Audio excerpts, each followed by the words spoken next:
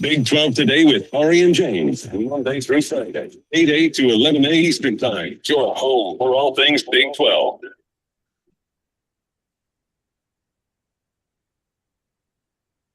Big 12 today here on Big 12 Radio, off and rolling on a Takeaway Tuesday. He's Ari Timken. I'm James Westling. We've got T-Chains, Taman Turner, producing our audio. We've got Anthony behind the camera on Big 12 Studios. We'll be talking maybe some Darkhorse Heisman contenders. One Big 12 player got a mention and who was omitted from this list here in about 15 minutes. Man, we are ramping up to Big 12 Media Days next week at the Star in Frisco, and I'm pumped. We'll do the consensus today. We're up to really the top three teams in the conference. We locked in Kansas State at preseason number 4 in the Big 12. Ari, good morning. How are you? I'm great, thanks. How are you? Hopefully half as good as Taman, because Taman's fresh off an anniversary weekend. T-Chains was absent yesterday. Taman, how was the 3-day excursion? It was fun. Excuse me. My wife and I had a very nice time. We were at a kind of pool. Our friends own a property where they have like a nice little pool resort. So we were there for a couple of days and got a little tan. So I'm feeling good. Feel fresh. While you were absent, Ari told me he's been dying to ask you this question. What's the most embarrassing thing you've ever been caught doing? Oh God. I mean, I'd have to think about that. That's on the spot. I don't know. I don't know. I'd have to think about it. I didn't think about it. I don't know. The key there is caught, not Keep just something you were doing, caught doing. So hopefully it wasn't coinciding mad. with your anniversary this weekend. No. I was a good guy. Love to hear it. All right, Ari, man, Texas Tech, the drama, the off season. We find out, man, like everything that happened this offseason made for TV with all the headlines, all the drama, the 20-minute video from the leadership team. And then we find out yesterday that Texas Tech is they have had a docu-series that has been greenlit by Paramount Plus. Paramount Plus has been following around the Texas Tech program. It is set in the intense world of college football. The docu-series follows Texas Tech as head coach Joey McGuire builds a new team identity during a demanding, is the word they use, offseason. What could they possibly have to document? Yeah, if you recall, I think briefly touched on this back when the announcement came in 2025 that they were going to be doing this. They officially started filming, it appears, in January of 26. And so the timing of this is fantastic from the standpoint of all the things that have transpired with Texas Tech football since, the announcement came down that they're going to be doing this. It's just funny because I feel like when I saw this, it was like, oh, this isn't a new announcement. Like, this is a reminder that this is still coming out. But it's made in partnership with Texas Tech. So it'll be very interesting to see how much the Sorsby saga is covered in this series. Highly edited, I would imagine. And yeah, that was my first thought is how many episodes, how much of the Sorsby stuff will they actually show? But I mean, I would imagine that there's going to be some really juicy, like behind the scenes stuff in this docu-series. And even like outside of the Sorsby stuff with their portal overhaul, just the behind the scenes look. I would love to see their big board that they build during the season of like 400 dudes that if these guys enter the portal, this is where we would rank them. It should be really cool to see not just how Joey McGuire operates, but also general manager James Blanchard, because he's really the guy that does all the work behind the scenes in terms of scouting, identifying NFL-ready talent. They talk to a lot of NFL scouts and general managers. So to see how that all goes down, it's going to be sweet. Yeah, and I mean, the full context here, aside from the Sorsby piece, that's just one of it. But like, you've got a historic conference championship, an embarrassing blowout loss in the Orange Bowl, then the quarterback eligibility crisis. Yeah, I would say like the period where Texas Tech wins the Big 12 and everything that's transpired since is made for TV. Juicy stuff. And right on the heels of Texas Tech making that announcement, Cincinnati comes forward and says, "Hey, hold my beer." Cincinnati football encouraging fans to pancake with us this fall because they could have the nation's top offensive lineman, or offensive line, I should say. They returned 3 all conference starters on an offensive line unit that had the fewest sacks and the fewest TFLs allowed in the Power Four last season. And they've gone all in. They've got, I think, 13 billboards that they're putting up across the greater Cincinnati area. They've got a 30-second season ticket commercial and much, much more to come. And they have a sweet graphic. Bearcats House of Pancakes open for business Saturdays this fall. So are they trying to collect money for future offensive lines? Is this like because when NIL first came on board, the University of Texas did something called the Pancake Club, which led them to, accumulating a ton of money specifically for offensive line recruiting. Is that what they're doing here? Sure, that's part of it. It seems to be a promotional campaign for season tickets. So season ticket packages start as low as $300. Like, that's the headline after here's what all these guys have done.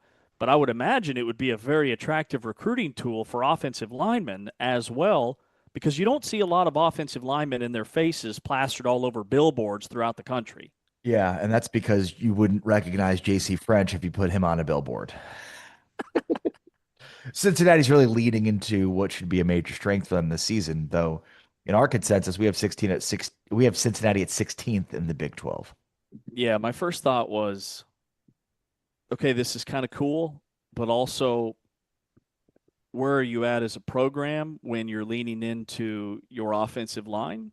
Pancake, noun. When an offensive lineman drives a defender to the turf, leaving him flat like a pancake. Do they have the best offensive line in the Big 12? So glad you found the definition of that. I had no idea what it was. Yeah, just in case you didn't know, it's in the bold font at the top of their release. It's very important to understand what that is. Do they have the best offensive line in the Big 12? We'll see. They're in the conversation. I think you'd have to throw Houston in the mix there. You probably want to put BYU in the mix as well. Just 3 that come to the top of my head. Yeah, I would agree with that. And with Cincinnati, it's not the offensive line that we have questions about. It's all the skill position guys. Like, it's the overhaul at running back. It's J.C. French at quarterback. It's losing 3 pass catchers to the NFL. So they could have the best offensive line in all of college football and still go 6-6, which I think is what we had as their ceiling. All right, so yesterday we had 9 Saturdays until the start of the college football season. You had 9 days. We still have 9 Saturdays until the start of college football season. Oh, today's Tuesday. 9 Saturdays until the start of college football. You had some fantastic questions, some deep dive, Darkhorse stuff. So let me spin it around and throw some your way. A lot of off-season coach rankings, it is list season, have been everywhere. So I start with this one. If you were to power rank the top 5 Big 12 coaches, who would you have at the top? So who's the coach of the year? Sure. Or who is the best coach in the Big 12 right now? Let's do best coach in the Big 12 right now. Because you're right. I think those could be 2 different things.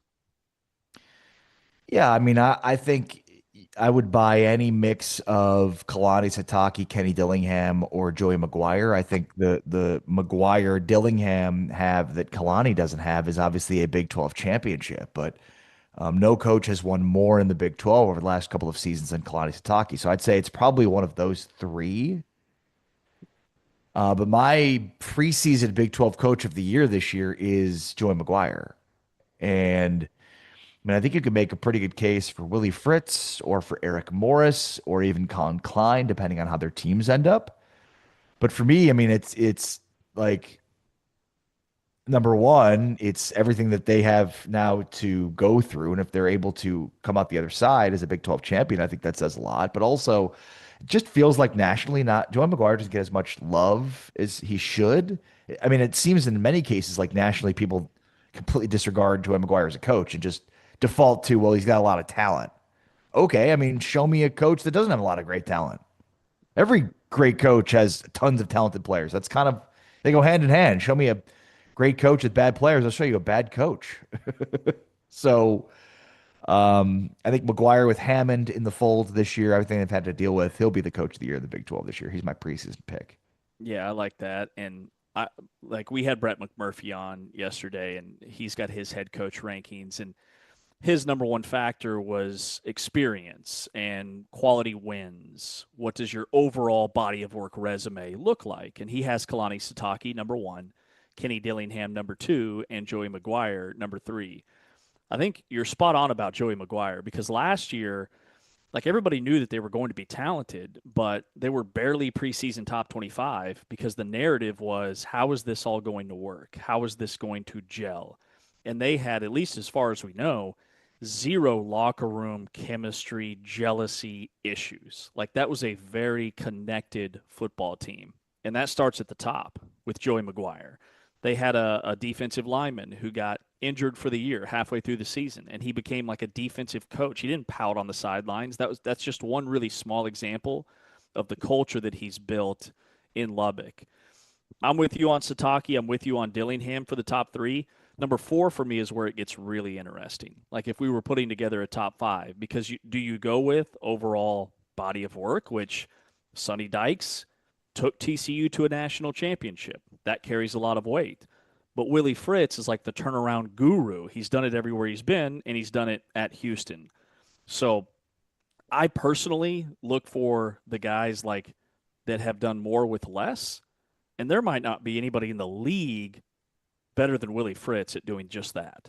Yeah, I think you're totally right. Four is the pivot point here. But like I also think like context matters. You know, I think Fritz in Houston and just his history of recruiting that area, recruiting Louisiana, recruiting the New Orleans area, like the fit is there in a way that gives him an advantage in terms of this conversation over other coaches. So I think context is always important. You know, it helps that Texas Tech has the money that they have. That's again not to diminish Joey McGuire as a coach, but all of those factors play into it. How about Lance Leipold? Now, this is using Brett McMurphy's rankings as a reference. He has Lance Leipold number six. Back-to-back 5-7 seasons. Had that breakthrough with 9 wins. Lance Leipold, I still think, is a really quality coach in terms of doing more with less. But now he's deep enough into his tenure where I think the expectations have risen for Kansas football, where they're no longer the punchline of a joke. And it's kind of show me what you have type season for Kansas. Like it back-to-back 5-7 seasons, another 5-7 season, and Lance Leipold's not cracking the top half of my list. Yeah, I mean, it's hard for me to get on board with Leipold at 6, given he's gone 10-14 the last 2 seasons, with an experienced quarterback. Yeah, I think with Leipold, he's a program builder. He is able to accumulate talent. He's able to get guys to outperform their talent, quote unquote.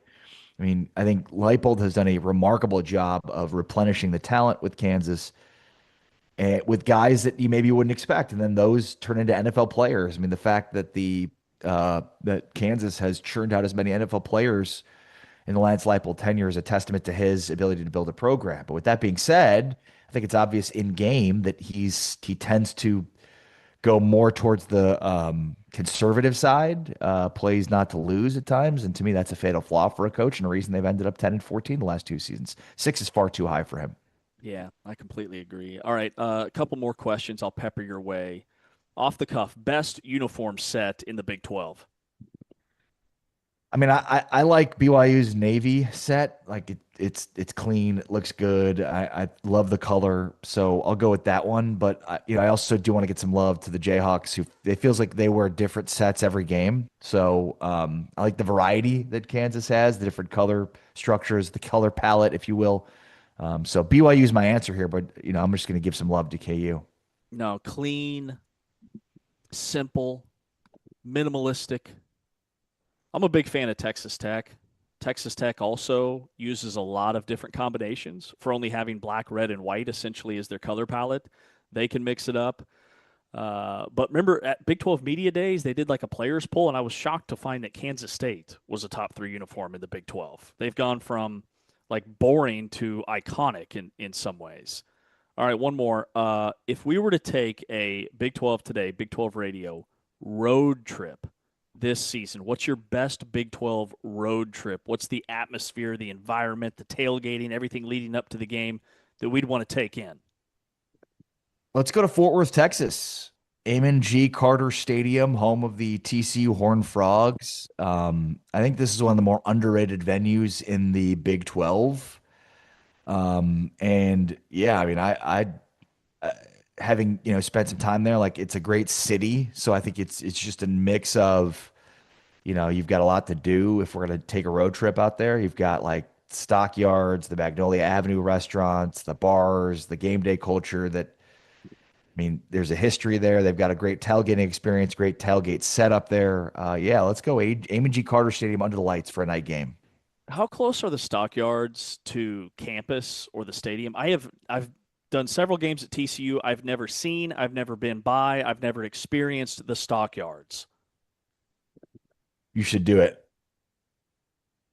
I've heard it's awesome. Your question was, how close is it to campus? Not far at all. The Fort Worth Zoo is amazing. Fort Worth's a great city. Downtown Fort Worth is great. Yeah, the Stockyards, which is in the downtown area. Yeah, those are, great food. It's a lot of fun, great sights. Doesn't smell great, but other than that, it's fantastic. They call that the smell of money where I'm from. That's right. All right, I'll give you a Big 12 road trip. Grab your coats because November football, let's go to Ames, Iowa. I want to experience Jack Trice at night. Now, wins and losses wise, who knows how this season's going to go. But just based off of 2 years ago, we're in the Big 12 championship game. Last year, we're winning 8 games. Iowa State hasn't lost a game at home at night in like 3 seasons. I want to see what it's all about. Yeah, no, a night game.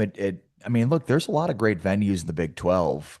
I think like the 2 obvious ones that maybe stand out would be Provo and Salt Lake, Rice-Eccles Stadium in Salt Lake, and BYU Provo. I would love to be at that BYU Notre Dame game. It'll be one of the best environments the Big 12 seen in a long time. Lubbock has historically a great, experience in terms of being at games. The game day experience in Lubbock is fantastic, especially when the team is good. And obviously the team is fantastic this year. So I think like that's always a plus. There's lots of great venues. Yeah, so if there are those the 2 games you'd want to take in most, a game in Lubbock and Notre Dame BYU. I'm with you on Notre Dame BYU. Like if I could attend any Big 12 game this year, that would be number 1. Number 2 for me would probably be, and it's early in the season, so this would obviously change throughout the year, but I would love to be in Lubbock for Houston and Texas Tech, just to see where Will Hammond is at, to see if Houston is for real. That would probably be number 2 on my list.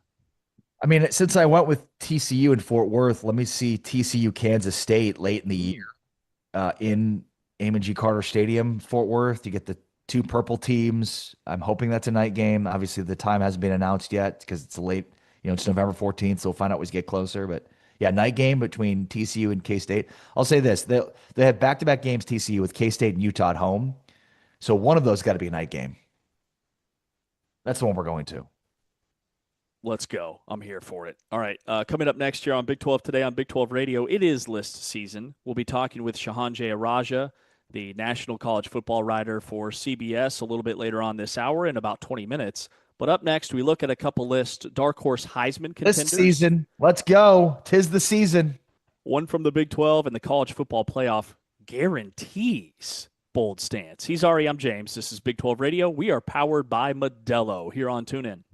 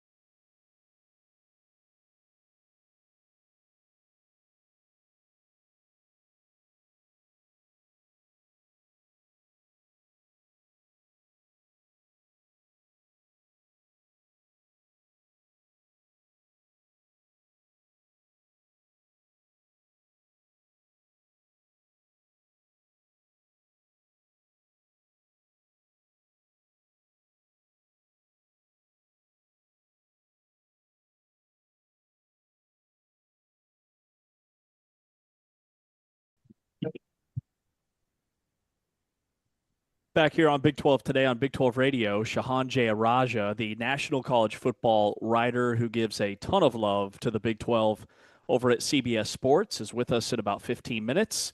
We will be breaking down the consensus later today, looking at the number 3 spot in the Big 12. We've gone 16 all the way up to number 3, making our case for where teams should be slotted in our Big 12 today preseason power rankings poll. And today, I'll bring Houston to the table once again. Ari will introduce Texas Tech into the fold.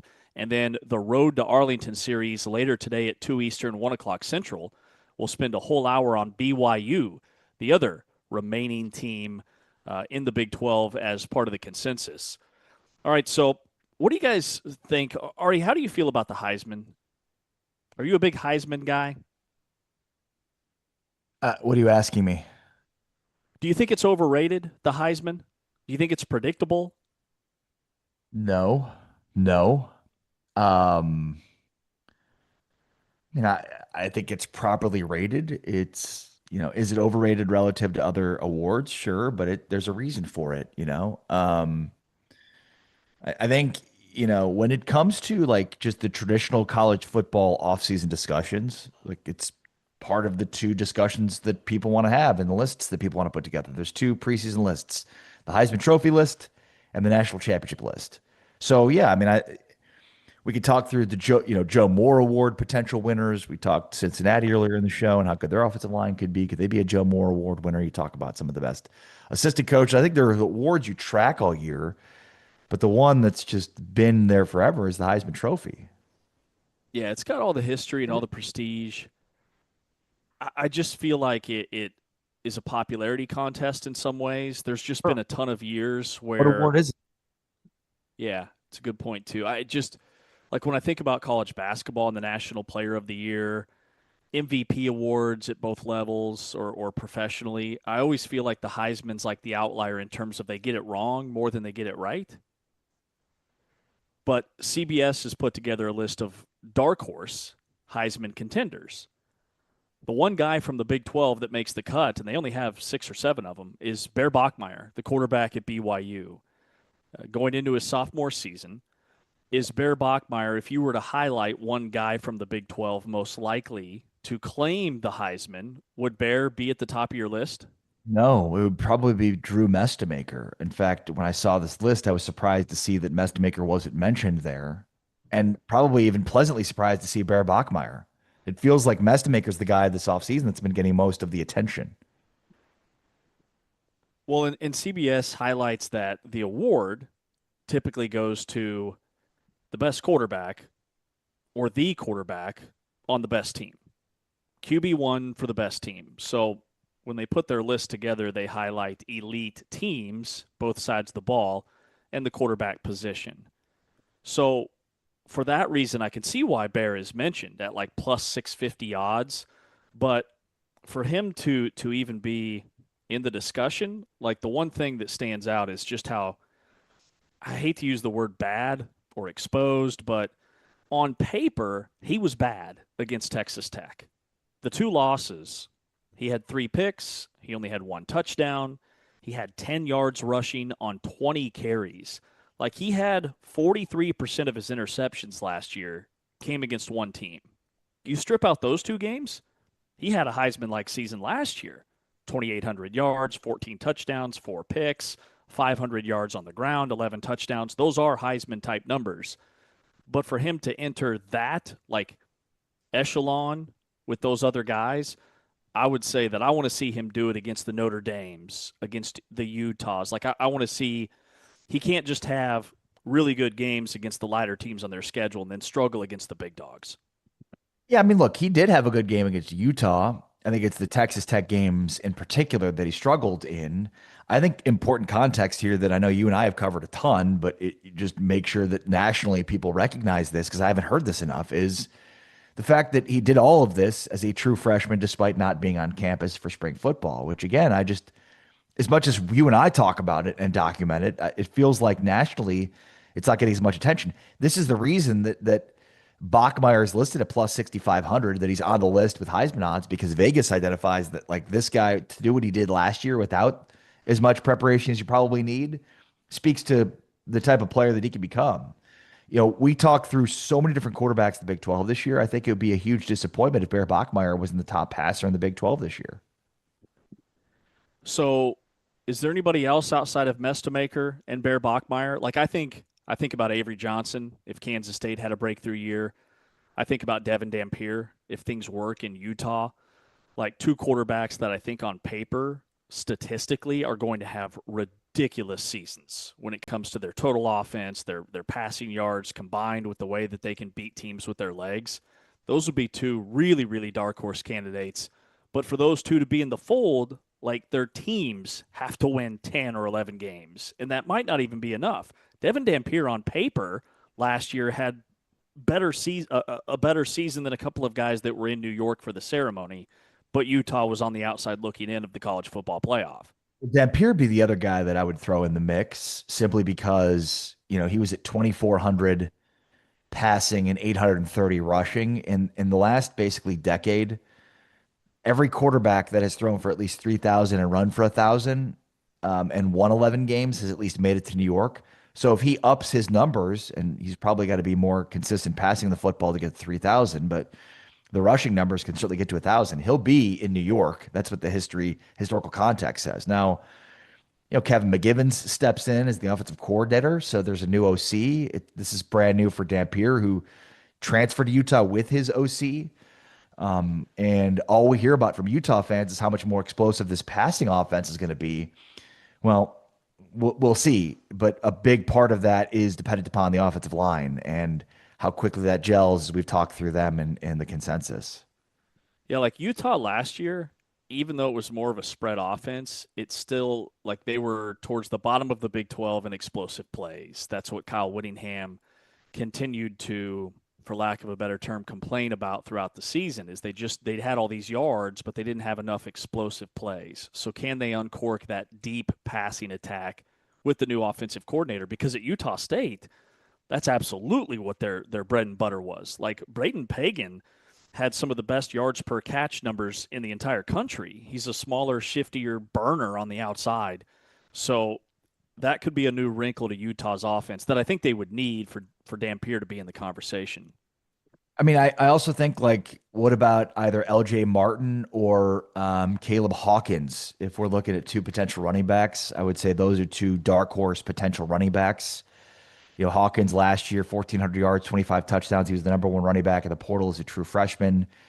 LJ Martin led the Big 12 in rushing. And then, I mean, I didn't mention Cam Cook, who once upon a time was kind of an afterthought at TCU, went and led the nation in rushing last year, 1,600 yards for Jacksonville State. Now he's at West Virginia. So you've got kind of three leading rushers in that way. LJ Martin led the Big 12 last year. Caleb Hawkins was the number one running back of the portal, and Cam Cook led the nation in rushing last year. Cameron Dickey's another running back I'd throw into the chat as a pass catcher. Now, I don't think he matches his rushing totals from last year because Quentin Joyner enters the fold. Jacoby Williams is back. But if you're looking at elite teams in the Big 12, somebody from Texas Tech, I would think, would be in the conversation. Speaking of Texas Tech, so CBS Sports has their college football playoff guarantees.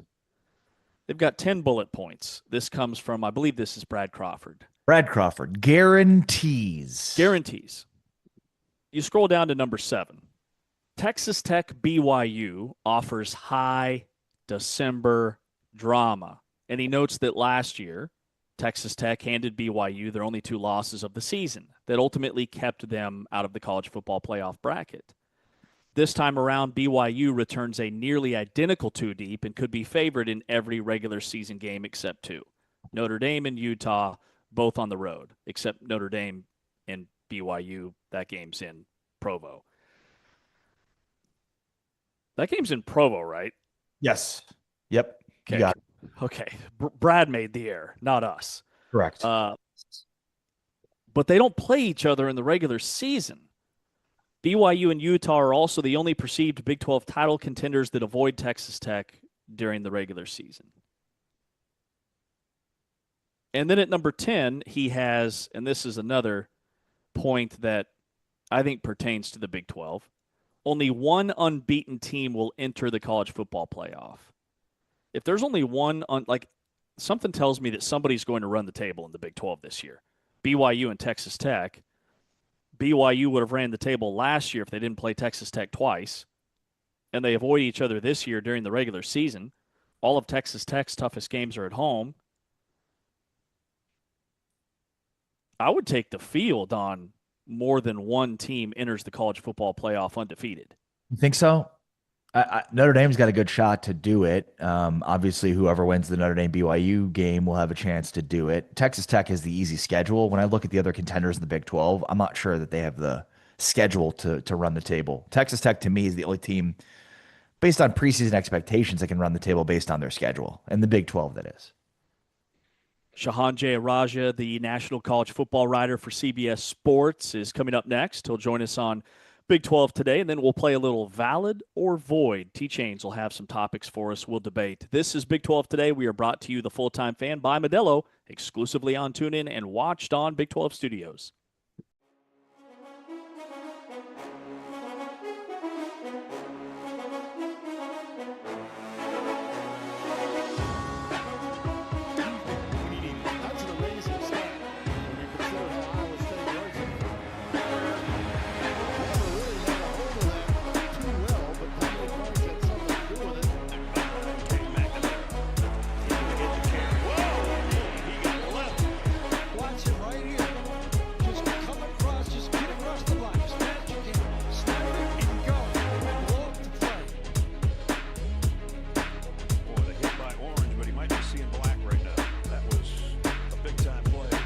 Second and 8 at the 26. And they'll move straight ahead. Nothing doing. That's right. Dominic Orange in the middle. The bigs. They're doing this with only 5 guys in the interior defenders. And they're going against 6 guys, including the tight end. But look how fast the safeties trigger downhill. They get in there to defend the run. That's the key to this structure of defense. Gus, they play 3 defensive linemen, 3 linebackers, 5 defense.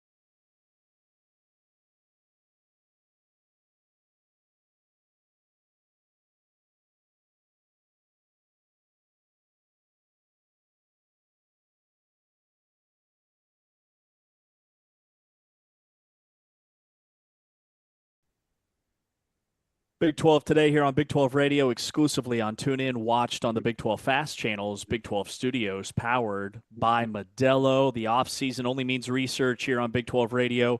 From CBS Sports, Shahan Jayaraja joins us on the program. Shahan, good morning. Man, can't wait to catch up with you next week at Big 12 Media Days. What's the headline for you as we enter into Media Days? Are there top of mind questions that you can't wait to get answered in person? Well, for better or worse, I think it's going to start with a little bit of Brendan Sorsby conversation on Tuesday. But I do think that once we kind of get past that storyline, I mean, the biggest thing to me is like this is kind of a new generation of Big 12 coaches that are coming in right now. You know, you look at last year, right? Mike Gundy from Oklahoma State is gone. Kyle Whittingham's gone from Utah. Chris Kleiman, Matt Campbell, like so many recognizable faces have left the league. And I think that that leaves a little bit of a vacuum, I guess you could say, of who sort of the new leaders of this conference from a coaching perspective are. Now, I do expect that Joey McGuire is going to be one of them because one, he's very vocal, and two, Texas Tech is the class of the league right now. But I'm really curious to see who else kind of puts their stamp on this event. You know, I'm thinking of somebody like Kalani Sitake, right, at BYU, who I think has been one of the most underrated coaches in college football over the past couple of years. But, you know, again, we have a number of newcomers coming in. You know, Colin Klein at Kansas State, Morgan Scalley at Utah. There's so many interesting guys who are going to be a part of this event next weekend. Again, I'm just really curious to see who kind of wins people over with their personality. John, you know, the Big 12 has been a league of parity. It's been thought of that way. Do you feel like this season it's less of that than it's been? Well, I think the thing is, like, there is a clear top two to me with Texas Tech and BYU in those top two spots. And I think, again, with the way that the math works, certainly there's going to be a lot of teams fighting for Arlington, but I think that those are the two best teams in the league. Once you get past those two, though, like it kind of is a random number generator in the middle class, right? Like I do think that, you know, Houston and Arizona are going to have a chance to be, you know, 8, 9, 10 win teams. But like if you told me, for example, that Kansas State looks awesome in Colin Klein's first season, that wouldn't be a huge surprise to me. If you told me that TCU ends up being the second or third best team in the league, that wouldn't be a huge surprise to me. So I think that, again, once you get past that very top tier, there's so many teams, I think, that have a chance to prove themselves. And again, you know, I think that this is just going to be the reality of college football now, right? Like schedule is going to be a huge part of the equation. Whoever kind of gets the favorable draw. Last year, for example, it was Houston who got a pretty favorable schedule overall. And so, you know, again, Oklahoma State, another team bringing in a whole bunch of new players from North Texas, especially. They could be a team that goes from 1-11 to 8 or 9 wins right away. So I think that, again, at the very top, yes, I think that there's maybe two teams that have separated themselves just a little bit. Once you get to 3 to like 11, I think that it could be very, very tight. Yeah, and we were reminding our audience yesterday that with the Big 12 scheduling matrix, like the schedule, this is a year where it's a complete overhaul. Texas Tech and BYU don't play. Kansas State avoids Texas Tech, BYU, and Utah. So do you think that leads to more chaos or, kind of to your point there, more separation? No, it's a great question because I think that one thing is, I mean, again, obviously, you know, so much of the Big 12 that I covered was the round robin, right? And like the thing is that, you know, in the round robin is like, you know, every single team on your schedule so well because you've played them year after year. You played every coach, played every player multiple times by the time they come through. And, you know, this is something that we see, for example, in, you know, with the SEC with their old alignment where, you know, you only have two cross-divisional games. You have these teams that haven't played in years and years. Now, again, the Big 12 hasn't quite gotten to that point, but you are going to have a new collection. And I think that when you have new matchups and that you're not necessarily familiar with, that can create a level of chaos, right? I mean, I think back, I mean, just as an example stylistically, right? I mean, like Kansas State under Bill Snyder was a very difficult team to prepare for because they just played in such a different way than everybody else did. And I think that, again, for teams that weren't used to that, I mean, I think about some of the early Lincoln Riley Oklahoma teams, right? Like it was just an adjustment to get used to that. And so I do think that that does make it possible. But look, for some of this stuff to happen, right? Especially, you know, upsets and stuff, like you do have to hit a certain level of ability and talent, right? And so again, when I think of Texas Tech and BYU, I think they're going to be able to handle those situations well. But again, Houston, Arizona, Arizona State, TCU, like there's a lot of teams that I think could potentially get got if things don't break right for them. Who's the best quarterback in the Big 12?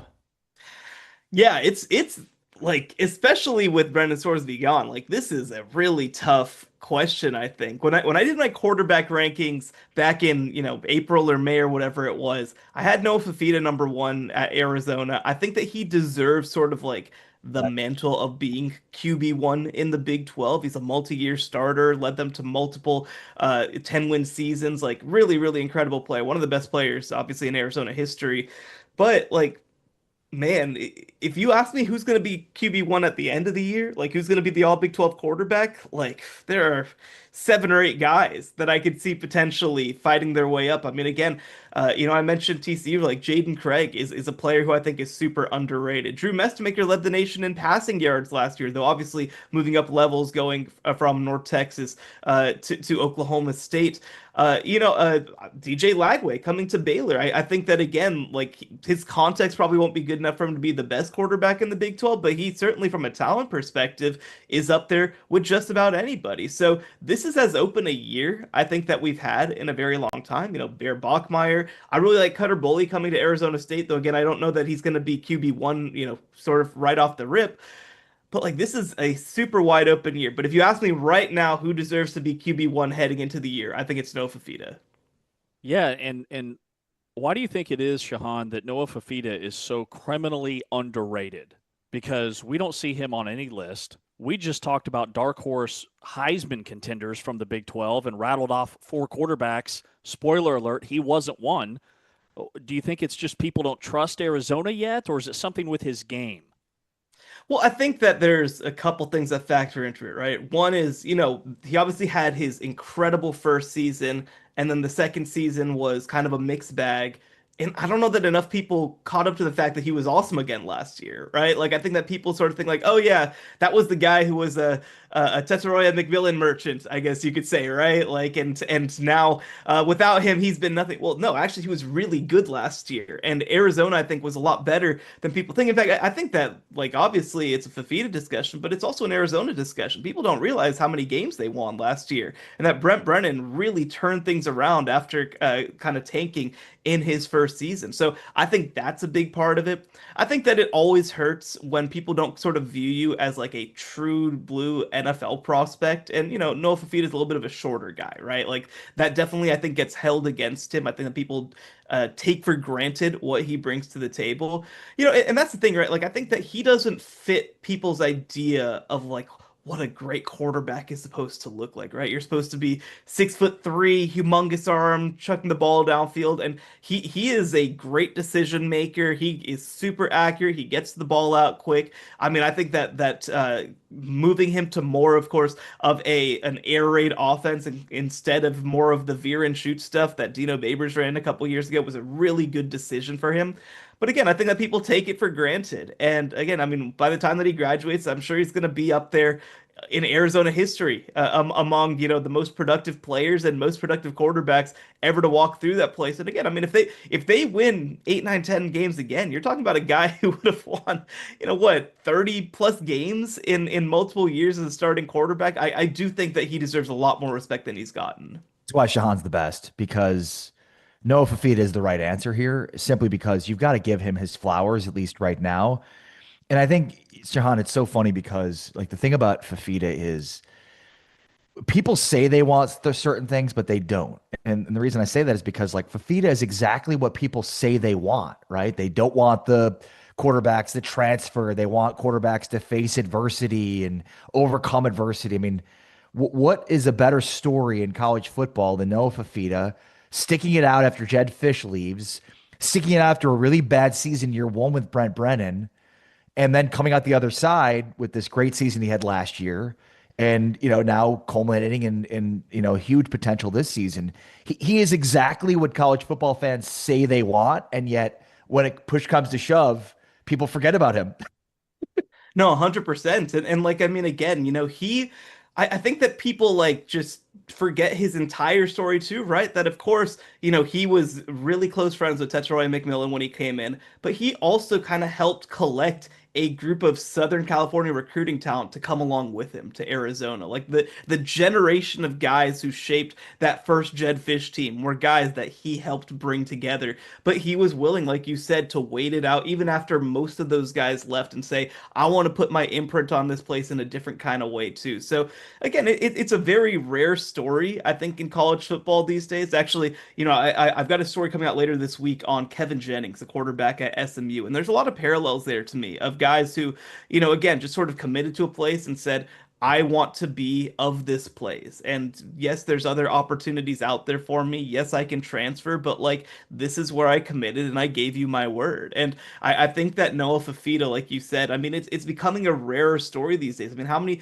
quarterbacks in the Big 12 who are starting this year are transfers? I mean, probably at least 7 or 8, right? Like I don't have that number off the top of my head, but like again, to have a guy who will have been there for 5 years in your program, like that is just not normal anymore. And like you said, he deserves a lot more credit for it. Well, and especially just off the top of my head, I'm thinking about like the top guys in this league. It's Bachmeyer, it's Dampier, it's Mestemaker, it's Wegman, it's Fafita.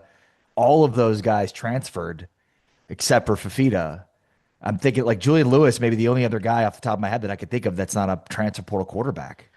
Yeah, it's crazy, right? I mean, it's just that this era of college football, right? Where I mean, again, and it's the nature of the beast these days, right? I mean, you see it in the NFL too. If you're not brought in to be an immediate day one starter, then like, yeah, you kind of understand that you're gonna ride the carousel just a little bit, and that's the reality of college football right now. It's kind of a combination of right time, right place, but. I mean, again, that there are players. I mean, I don't think that people expected Noah Fafita even when he came in to necessarily be a big time contributor for them at quarterback. I think that again, when he was recruited to Arizona, people thought like, oh, he's the throw in with Tetroy McMillan, right? Like we're gonna bring his friend with him.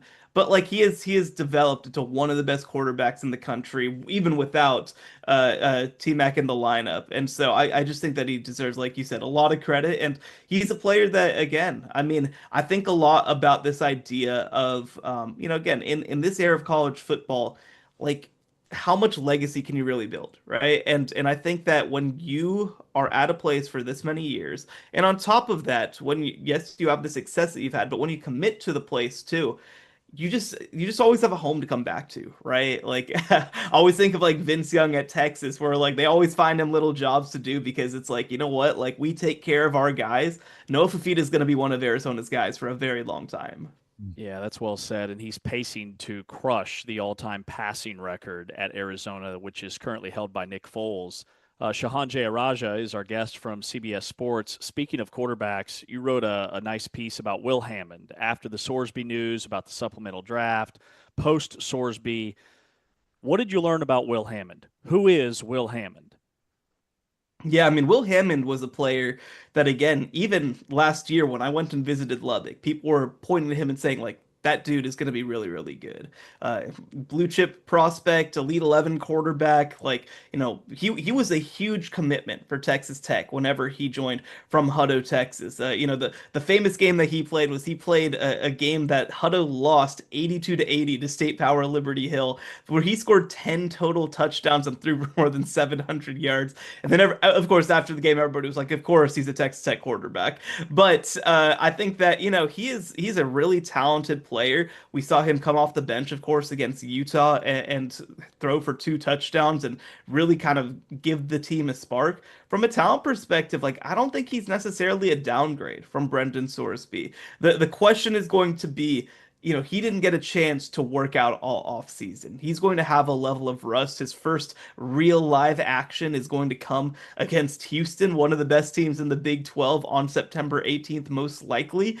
And so it's going to be how quickly can he get up to speed? Because, for Texas Tech, again, I mean, I think that they're still the favorite to win the Big 12. It's going to be much more of a question of where can you get him by December and not necessarily where is he by September. Mm-hmm. Last one for me, Shahan. So you were talking about Brent Brennan and his breakthrough last year, 4 wins to 9 wins. Who do you think is the number one candidate to do that this year in the Big 12? Coach that goes from 3 or 4 wins to a major breakthrough. Well, I think that Oklahoma State's cheating a little bit after going 1-11 last year, but they're certainly going to be a team that I see in the 8-win conversation. Again, like there's so many teams that I think were a little underwhelming last year. Kansas State comes to mind, right? Another new coach team with Colin Klein coming in. I think that he's going to be a perfect fit with Avery Johnson. We'll kind of see what Baylor ends up being on defense, right? I mean, that's a team last year that was expected to contend for the conference, and defensively they were just never up to snuff. But I really like the addition of Joe Klanderman at defensive coordinator coming over from Kansas State. And if they're able to be like a league average defense, they're certainly a team that I could see potentially popping up. But I mean, again, even if you want to talk about Kansas, there's so many teams I think that have the possibility of things aligning for them and potentially going up. But again, the obvious no-brain candidate is certainly going to be Oklahoma State with the way that they re-envisioned this roster. But I'd keep an eye also on Kansas State and Baylor. Yeah, those teams are going to be really fun to watch. Shahan, love your stuff, man. Can't wait to catch up at Media Days next week. Thank you. The best, Looking Sean. forward to it. Thanks so much for having me. See ya. Shahan Jayaraja from CBS Sports joins us here on Big 12 Today on Big 12 Radio. Coming up next, a little valid or void before we chat with Chris Level from the Texas Tech Red Raider Radio Network. This is Big 12 Today, powered by Modelo.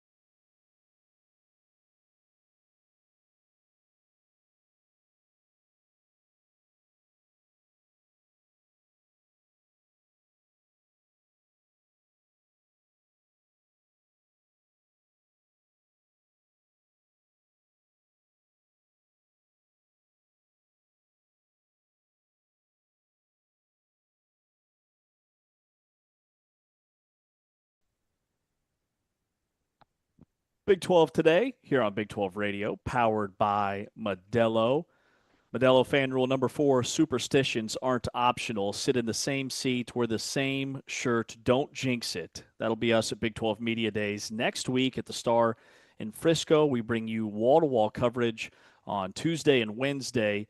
He's Ari Timken. I'm James Westling. We welcome in T-Chains, Taman Turner, for this segment because it is valid or void. Taman has the topics. We validate or we void them. All right. Well, thank you, James. I appreciate it. So I'm going to start off on my first topic because yesterday when I was out, you guys had Brett McMurphy on and you guys talked about a number of topics. One of the topics you guys talked about was his head coaching power rankings, which you guys mentioned here on the show this morning. So valid or void, Brett McMurphy is correct by saying Kalani Sitake is the best coach in the Big 12. Valid or void? Ari? I mean, I'm going to say void, but only not because he's not the best coach in the Big 12, but because I don't know, and I don't know unequivocally. I think McMurphy hit the top 3 for sure. The question is in what order, and you're going to have 2 guys that have won the conference below the guy that has not yet won the conference. So I think the fact that Satake has not won the Big 12 is a reason to say void here. Not to take anything away from Satake, I think he's one of the 3 best coaches in the Big 12, and he's won at that level. I just don't know how, based on resume, you could put him ahead of Dillingham or McGuire, who both have won Big 12 championships. Yeah, I'll validate this based off of winning percentage. That would be the angle. 15-3 in the Big 12 over 2 years. A Big 12 championship game appearance last year. And remember, like, what he's done at BYU, bouncing around from being an independent to a group of 5 conference to be in the Big 12 championship game in year 3 of your Big 12 tenure is really impressive. He's won 65% of his games. He's got 84 career wins. He's got double-digit wins in 4 of his last 6 seasons. And then also, like, he's not just a coach that is in a spot where he benefits from everything around him. Because if that was the case, Penn State wouldn't have pursued him this offseason. So I'll validate that Satake's the best coach in the Big 12 right now. All right. Okay. Thank you for that, guys. I appreciate it. All right. So our next topic. So last week in the NBA draft, we saw 4 Big 12. Now, I guess I don't want to say alum, but we saw 4 guys out of the Big 12, AJ DeBonta, Darren Peterson, Kingston Fleming, and Braden Burries go in the top 10. So I'm going to skip over to next year's NBA draft. The Big 12 will have 4 top 10 draft picks in next year's draft. Valid or void? Yeah, I'll validate this as well. When you look at all the big boards, Tyron Stokes is expected to be number 1, the KU signee. Caleb Holt at Arizona should be top 3. I've seen Bruce Branch III at BYU in the top 10. And then Dylan Mingo at Baylor is another guy that is expected to be a top 10 pick. And with Stokes and Holt, like, those guys are already almost a lock to be top 10, regardless of what happens this season, based off of their athletic ability and their pedigree. And then I look at, like, if you had asked us this question going into this past season, I don't know that we would have said yes. So that tells me that the development at an Arizona, at a Houston, at a BYU makes me believe that guys are going to end up being selected higher than where they're projected now because they're going to have better freshman seasons than NBA draft scouts are anticipating. Like, Kingston Flemings was barely a top 25 recruit this past year, and he vaults up to number 8 because of the development at Houston. Houston has the top center in the country. He could be a top 10 pick next year, a one and done. So, yeah, I think there's multiple guys, even outside of the 4 that I mentioned, that could sneak into the top 10. Yeah, I'm going to avoid this. Certainly, this is a really good question because 4 is the number. I mean, they've got 3 top 10 guys preseason. You mentioned them. Stokes is 1, Holt is 3, and Branch is 6, according to the 24/7 Sports Composite preseason. And then you've got Mingo at 14. You've got the kid from Houston at 24. Talon Kinney at Kansas is 19th. Miles Sadler at West Virginia is 20th. So you've got 6 guys in the top 25 preseason wise. And that doesn't even take into account the potential for sophomores, juniors to potentially be in the mix. But that being said, I'm going to avoid this simply because we'll see what happens. Some guys may grow, some guys may, I mean, when you look at the 2025 recruiting rankings, it might not have told you that there'd be 4 guys taken in the top 10. So time will tell. Yeah, and the other thing, I think it was Ryan Hammer yesterday that mentioned that like teams in the NBA are more willing to take guys that are a little more experienced, aren't necessarily one and dones because they don't want to miss on guys like Jalen Brunson, who spent 4 years in college. And so I would throw some of these guys that are back in the league, like a Mo Krivas, maybe an Ivan Karchenkov, guys that weren't one and dones that could end up being selected. Maybe not in the top 10, but definitely in the first round. Well, here's the 2025 top 10 from the 24/7 Sports Composite. Peterson, number 1, DeBonta, number 2, Cameron Boozer, 3, Nate Ament, 4, Darius Acuff, 5, Michael Brown, 6, Chris Sinak, 7, Caleb Wilson, 8, Braden Burries, 9, Elijah Arenas, 10, Koa Pete, 11, Braden Mullins, 12, Tunde Yesufu, 14. Okay, so I mean, Koa Pete was 11th. He ends up going his last pick in the first round. Braden Burries was 9th. He does end up in the 10th overall. Mm-hmm.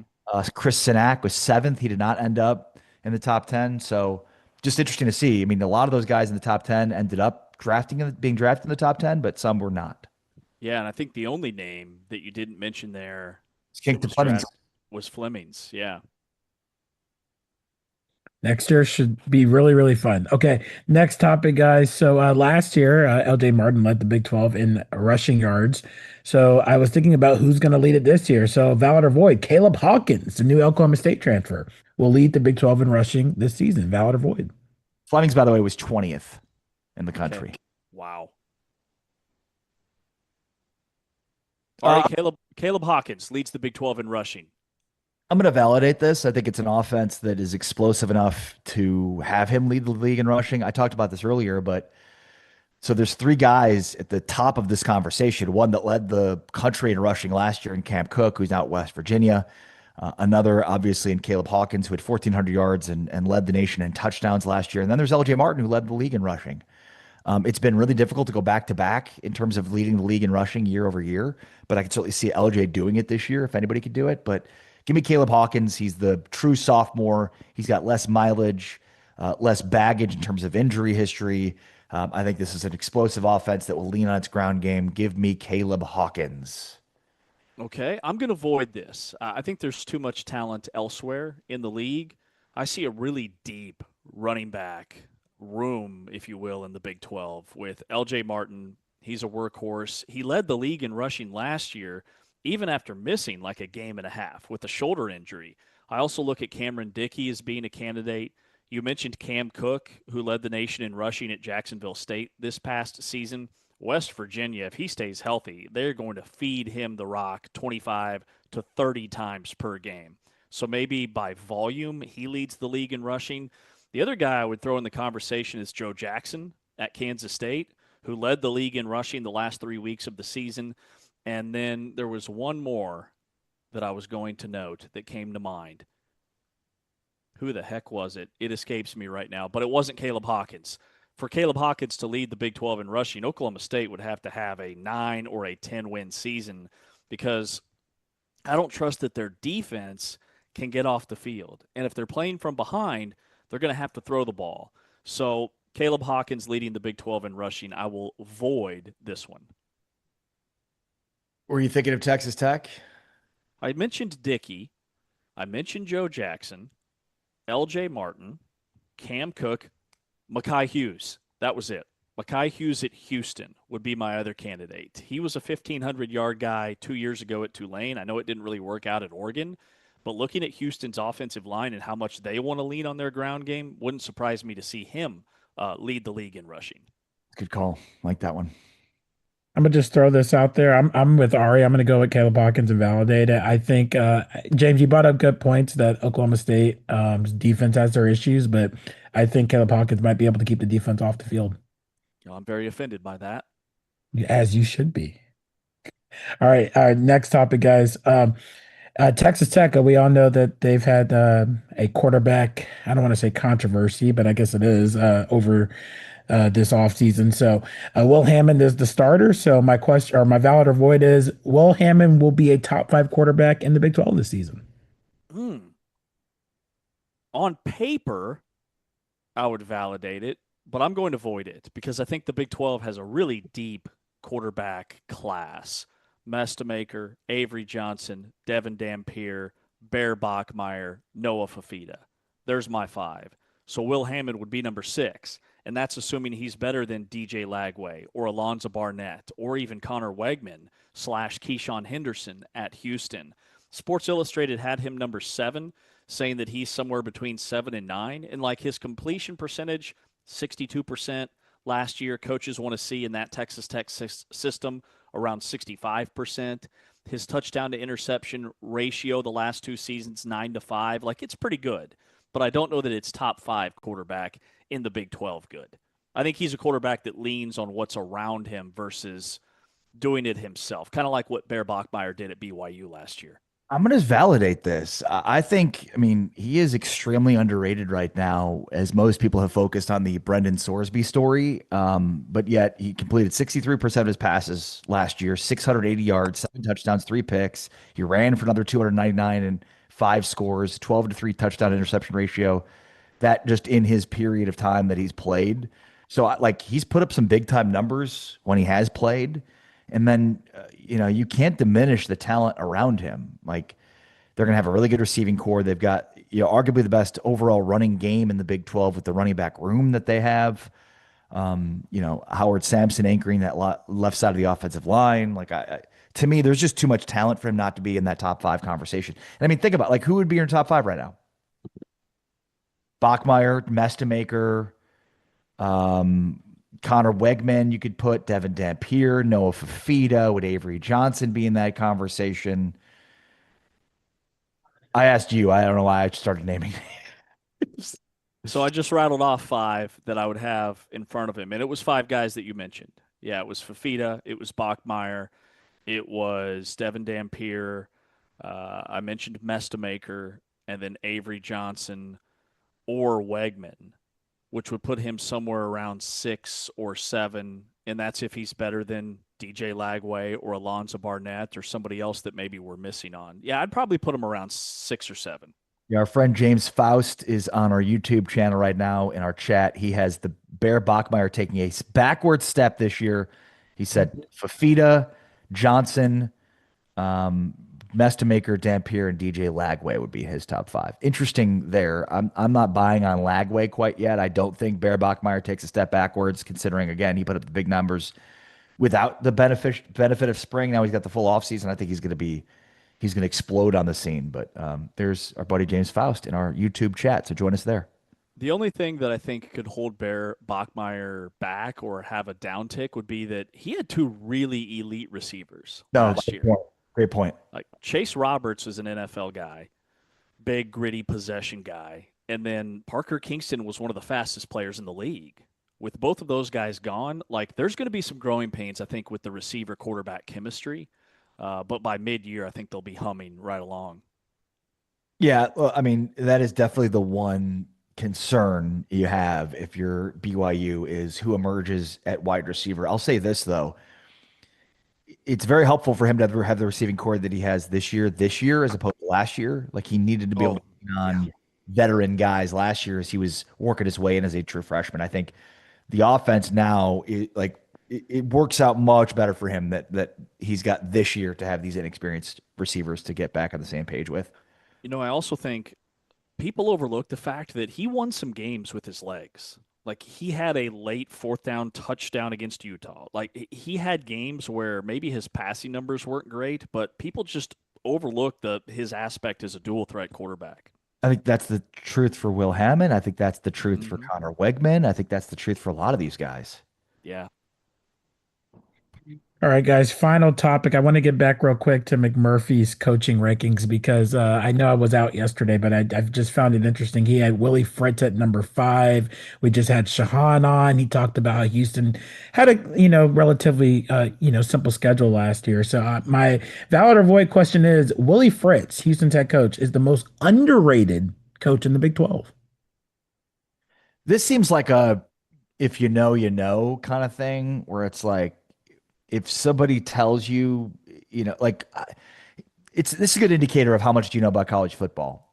Just ask about Willie Fritz, right? Like just ask a random person, hey, are you a college football fan? Yeah. Do you think you know a lot about college football? Yeah, I do. Oh, you do? What do you think about Willie Fritz as a coach? And gauge their answer, and that will give you a pretty good sense of like, have you been paying attention? Like, do you know what's happening here?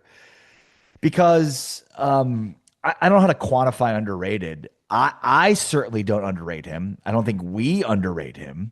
I think when you listen to podcasts or YouTube shows nationally, or you read and you get an indication of people getting a sense of how good of a coach Willie Fritz is, then like they're not going to underrate him, so the people that know won't.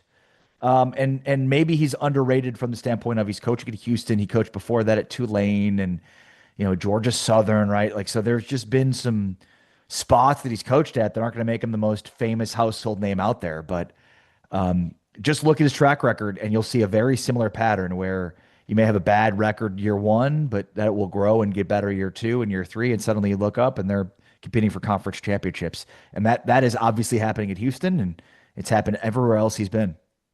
Yeah, I would say this is very valid. He's not just the most underrated coach in the Big 12. He's the most underrated coach the last decade in the country. He's 5th among active FBS coaches in career wins, and he's turned around 6 different programs across 4 divisions. Blinn Junior College, Sam Houston State, won a Sun Belt title at Georgia Southern in his debut, and then Cotton Bowl win and 11-win season at Tulane, and now he's doing it at Houston. He went 23-4 his last 2 years at Tulane, and he just went 10-3 this past year at Houston. And he has this stated formula that he uses: +1 or better in the turnover margin. It has produced a 91% win rate across his 31 years as a head coach. He doesn't get any of the national attention or buzz that he deserves. Absolutely, he's underrated. Not just in the Big 12. I think Big 12 fans and Big 12 country know how good he is, but I think nationally he's very overlooked. All right, that's all I got, guys. Good job. All right, valid or void.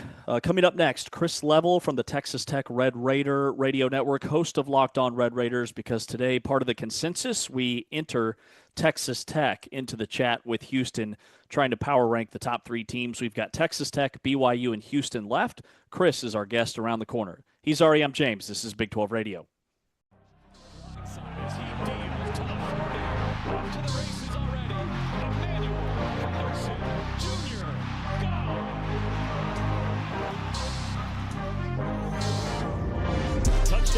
Of 41 yards and 39 yards, respectively. This is Emmanuel Henderson who had a 42-yard kickoff return in the first half. Has a seam, he pulls through, and he's off to the races. Emmanuel Henderson opens the second half with a kickoff return touchdown of 93 yards. Nothing fancy coming up. Watch this little cut that he makes right here, right there. Guys had an opportunity to get him, and then, like he's a sprinter at the World Championship, showing him the tail line. Look at him stretch it out, and that's the way you're supposed to do it. You finish through the tape, man. You got to get that lean at the tape. Henderson electrifies this crowd here in Lawrence. And watch this, the form dip, get that chest to break the tape at the goal line.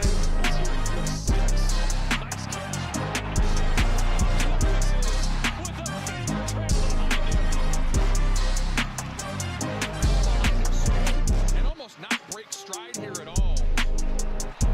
And just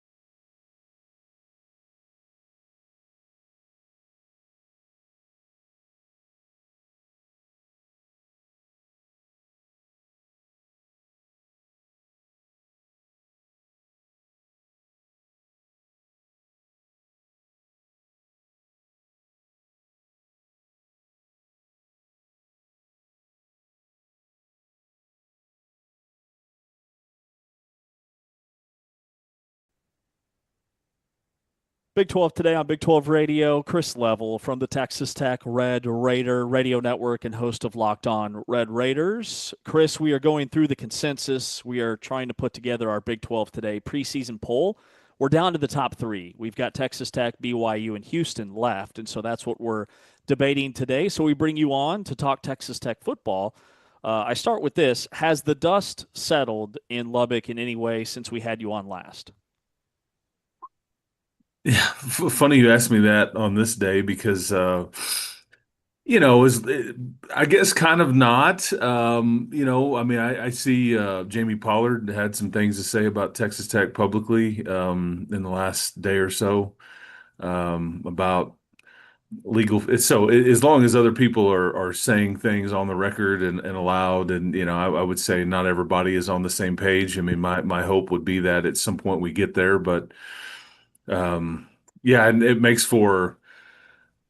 I don't know what all will be said or not said next week. I would think everybody would be very PC, but the whole dynamic is going to be. I know Texas Tech players are going to be asked about just all the dynamic and what it meant, and were you? I don't know, just all the different storylines that come from it. But I mean, I think as long as other folks of administrative or official capacity are saying things aloud about it. It's not really, it hasn't died down just yet. No. Yeah, it's interesting too from the standpoint of, do you think there's any reconciliation necessary here between Texas Tech and the Big 12? I don't think that anybody here, I don't want to speak for anybody. This is going to be my assumption. I don't think that anybody here is worried about what, Jamie Pollard said or that Gene Taylor cussed really loudly or whatever. This is more about Kirby and President Skuvanik and Cody Campbell and Brett Yormark in that office. That's where you need some understanding and all that. So that needs to happen off to the side. Nobody needs to know about it. But at some point, yeah, I mean, people, it just doesn't help anything when others are say whatever you want or taking a shot at you or giving their opinion on legal fees and what should happen. I mean, all this stuff should be, but again, it makes for interesting stuff for us to talk about, I guess. But yeah, that's really the reconciliation that needs to happen. It's not with your fellow conference mates as much as it is with just an understanding between the league office. And I think that's what, hopefully everybody would work toward, but is that soon? Has that already happened? Is that much later on? I don't know. But yeah, it certainly makes for an interesting storyline though. There's just no doubt about that. So Chris, how are the fans feeling at this point? Like what reaction do you see from the Texas Tech fans? Is it us against the world, or is it more they've moved on? Like, where are we at on that? Well, like most fan bases, you've got a lot of mouthy fans, a lot of fans that say a lot, and then others are. I think that's probably a fair statement. I mean, and again, everybody's going to come at this from their own vantage point, and I think a lot of the fans here are continuing to point to. It's 15-1 and and it's like, I think you're wanting reconciliation with Cincinnati, like, hey, nothing is said and nothing's been done. Nothing's been acknowledged. And we never played this player. Like I get that you sued us and you wanted to, we were damaging the reputation, but there was never a rule broken. Everybody followed the letter of the law. So anyway, and then I get where the rest of the conference was coming from. This is the hill that they wanted to die on, and that's what happened. I'm just ready for this and like the whole Paramount thing, right? Like that could put another log on the fire depending on what is shown, not shown. I don't know who's got creative control there. I don't know. I think they pretty much had carte blanche on access. I think there was probably, but I'm sure there was a lot that they weren't necessarily privy to that was going on and everything like that. But they've been filming this stuff since I think January. So how is that portrayed? And does that change anybody's mind? Good or bad, whenever we see some of that play out publicly on the big screen. It's funny because the main reason we had you on today, we're just used to having you on, Chris. The consensus, and should Texas Tech be consensus number one of the Big 12? I'm arguing today at number 3. I didn't have them at 1. I didn't have them at 3. So you can guess where I had them preseason. Where should they be? I wouldn't have any. I mean, I think there's a pretty clear difference between Texas Tech and BYU and everybody else. I think most people would, if you made them pick, that would be the conference championship game. It also helps that neither of these teams play each other, so it makes for an easier path for each. I mean, I think that obviously BYU's got Utah on their schedule and Texas Tech has Houston on their schedule. But I think as far as returning talent and all those things, that's an easy one. The what creates doubt obviously is the quarterback situation, and that's fair. But I could see where some may, because of the unknown at quarterback, not have Texas Tech at the top. I don't think that you could look at it and go they would belong any lower than 2, but I think that this team is built where the quarterback doesn't have to be freakish or special or anything like that if you don't overthink it. That's what they're built to do. And their schedule, I don't know what that says about it, because we all agree their schedule is not daunting, and it just so happens that most of their tough games are at home. And I don't know what that says about the league. Probably not a good thing, honestly. But that's the reality of where we're at right now. And so, yeah, I'll let you guys sort out who you think is 1 or 2. But I think it would be a shock to me if you didn't you didn't have double digit wins this year. On that front, do you think we might look at the output offensively this year during the regular season and question it based on what happened last year? Well, because of the, until we get a feel for what Will Hammond is going to be and what that looks like, it's hard to. I think Mac Leftwich probably has the most pressure on him of anybody in Lubbock. Okay, as far as the football program, the OC, trying to figure out how to make this whole thing work, but I just don't know if Will Hammond will be the true version of himself, at least the start, and there's no guarantees that we'll get that version of him, until later in the season or at all. We just don't know. And that's why, do you grade it on a curve? Do you get very critical about it? Good question. But I don't mind saying that everybody here in Lubbock is kind of an offensive snob. I mean, that's Mike Leach's fault. I mean, everybody's used to scoring 30 or 40 points a game. The one thing that I think this team, because of the quarterback situation, this may look a little bit more grimy and maybe not look as flashy or sexy as maybe as it could have been, just because of the unknown there. You may have to grind it out a little bit and lean on your defense, run the ball, some things like that. So that's a good question, because obviously Mac wants to throw the ball down the field. And maybe that's what Will Hammond will do, because he may not want to run it a lot. Maybe they don't want to put him in harm's way. But that's a fair question to ask aloud. I just think that it's like last year. You have this offense that had these red zone issues, and you had a quarterback playing with a broken bone in his leg all season, and you were just trying to get him through the games.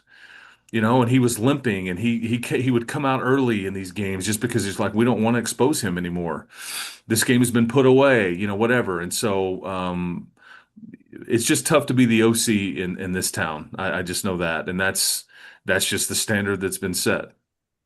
Yeah, and I think it's fair to remind people that Will Hammond may have been the best quarterback on this roster last year.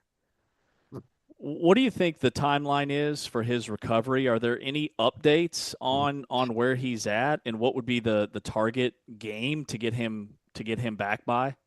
Oh, I think minus a setback, I think he's ready for the opener. Now, do they play him in the opener? Do they expose him against Abilene Christian? Do they, is it like a soft open? Like let's break the seal. But his first snaps almost assuredly will not be versus the University of Houston. That will not happen. Yeah. So, and but are you dealing with 80% or 90%? And is it just hand it off, get rid of the ball quick? Let's kind of ease him into this deal and see where we're at, and let's limit how much we expose him. Those would be the conversations that I'd be willing to bet would be having. Again, that is in late June, early July, minus a setback. But I think he's been working out all summer, doing 7-on-7 and everything. He's been kind of a full go from that standpoint. I mean, obviously they don't do any contact or anything like that. I think for the most part, he will have a normal August.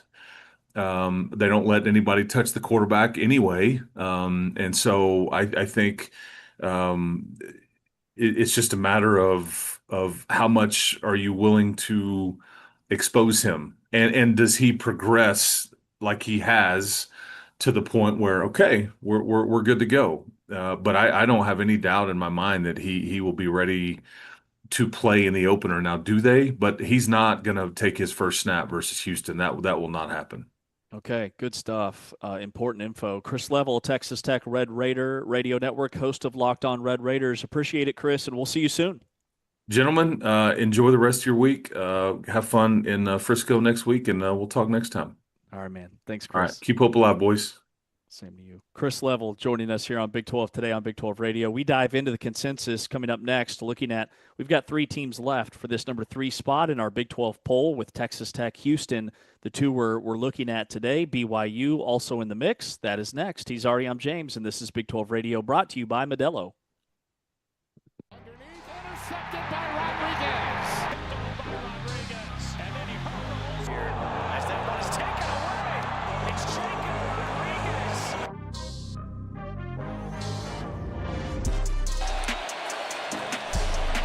Here's Martin on 2nd and 3, but he is met and tackled for a loss. Jacob Rodriguez making his first big moment. Wigman to the air, and the pass is picked off by Rodriguez. And then he hurdles a Cougar and is still going. And finally brought down inside the 25-yard line. A lot of yelling at the line. Finally the snap. Avery Johnson on a straight ball came out again. It's out again, and Pollock has it. Chase Brown. This is how you respond to Heisman hype. Rodriguez, touchdown. You definitely need Sam Jackson. Hand off here as that one is taken away. Going the other way. Make it the 4th play of the game. That's a game changer. Take it to the house. It's Jacob Rodriguez. They set him in motion. Look out for that screen action. Underneath, intercepted by Rodriguez. Jacob Rodriguez, the big play. Come back to haunt him because they've been blowing teams out. Nice play in the backfield again by Rodriguez, taking down Connors for a loss.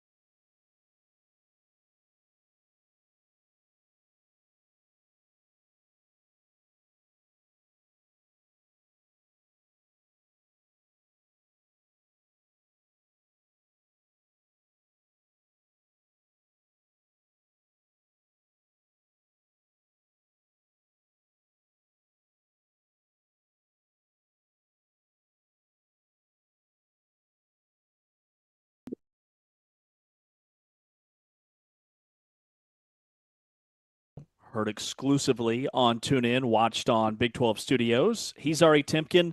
I'm James Westling. Taman Turner producing on the audio side. Anthony Smith is behind the camera, and this is the consensus. We are power ranking each and every Big 12 team. We locked in Kansas State at number 4 yesterday. Today, we've got 3 teams left. We're down to the big 3 ahead of Media Days next week at the Star in Frisco. We've got Texas Tech and Houston we're looking at today. BYU is still in the conversation as we try to lock in a team for the number 3 spot. We are powered by Modelo fan rule number 16. The phrase next year is both hope and a threat. And for these 2 programs, hopefully more of a hope and a threat with Texas Tech and Houston. All right, Ari, you bring Texas Tech to the table. Where'd they finish last year? How'd the season go for the Red Raiders? And would you say it was above, below, or at expectations? I would say, first off, this is not a power ranking. Let's have a little bit more respect for power rankings. This is instead a preseason poll. Let's not mix those 2 things up. Okay. So, I mean, last year was obviously a monumental season for Texas Tech. It's a program that won its first outright conference title since 1955, earned their first round bye in the college football playoff, final record 12-2, 8-1 in Big 12 play. They handled BYU twice, throttled them, but then fell in that Orange Bowl 23-0 to Oregon. So a highly successful season, a highly, a season that was expected to go this way, that did, but did not finish probably the way that they wanted it to. Yeah, with Houston, Houston crushed expectations. That 10-win season, 6-0 on the road. They went 6-3 in Big 12 play, and they finished in the top 25. I think, one thing I would add is coming into this season, Houston is very much on the map. I've seen them, CBS had them top 3 in the Big 12. ESPN had them as a dark horse college football playoff, contender. Like everywhere you look, and I think maybe some of that is the nation waking up to what Willie Fritz has done everywhere he's been. But all of a sudden, Houston is no longer like a sleeper team. They are very much on the map. All right, what changed in Lubbock? Well, a lot. I mean, you have 9 draft picks. You're going to be losing a ton of players, but their coaching staff remains the same. Remember, in 2024, they had the worst passing defense in the Big 12. They gave up 305 yards per game through the air. Tim DeRuyter and Marcel Yates were fired as a result of that. Sheil Wood comes in. They also lose their offensive, or they bring in, Mac Leftwich to be their offensive coordinator. And I mean, you look at what the defense was able to do last year under Sheil Wood, the expectations this year with all the talent that they have. So a lot is new. I mean, Austin Romaine comes in from K-State. You've got Mateen Ibirogba from Wake Forest. You've got Kenny Johnson at wide receiver, Malcolm Simmons at wide receiver, Caleb Douglas is gone. So, a lot of players stepping in. Adam Trick with a lot of newcomers. Yeah, one thing, in terms of what's changed for Houston, not a ton when it comes to like the high level coach quarterback combo. Houston is the only power conference school in the state of Texas that returns their head coach, both coordinators, offense and defense, and their starting quarterback in Cotter Wegman. So they have a ton of experience at the top. I think one thing I didn't highlight yesterday in terms of what's changed are just some of the numbers on the offensive line. Like we've been banging that drum that the offensive line should be better. Well, their right tackle was a major weak spot for them last year. They add Drew Terrell in the portal. He's a transfer from Miami, Ohio. He had the number 2 offensive lineman grade in the entire MAC. He was first team All-League, but he had the number 1 run blocking grade among all tackles in the MAC. If that translates, all of a sudden you have an anchor at right tackle for your ground game, and running back Mekhi Hughes, the transfer from Oregon, who was with Fritz at Tulane before. So that's one more piece that I would add for Houston's case.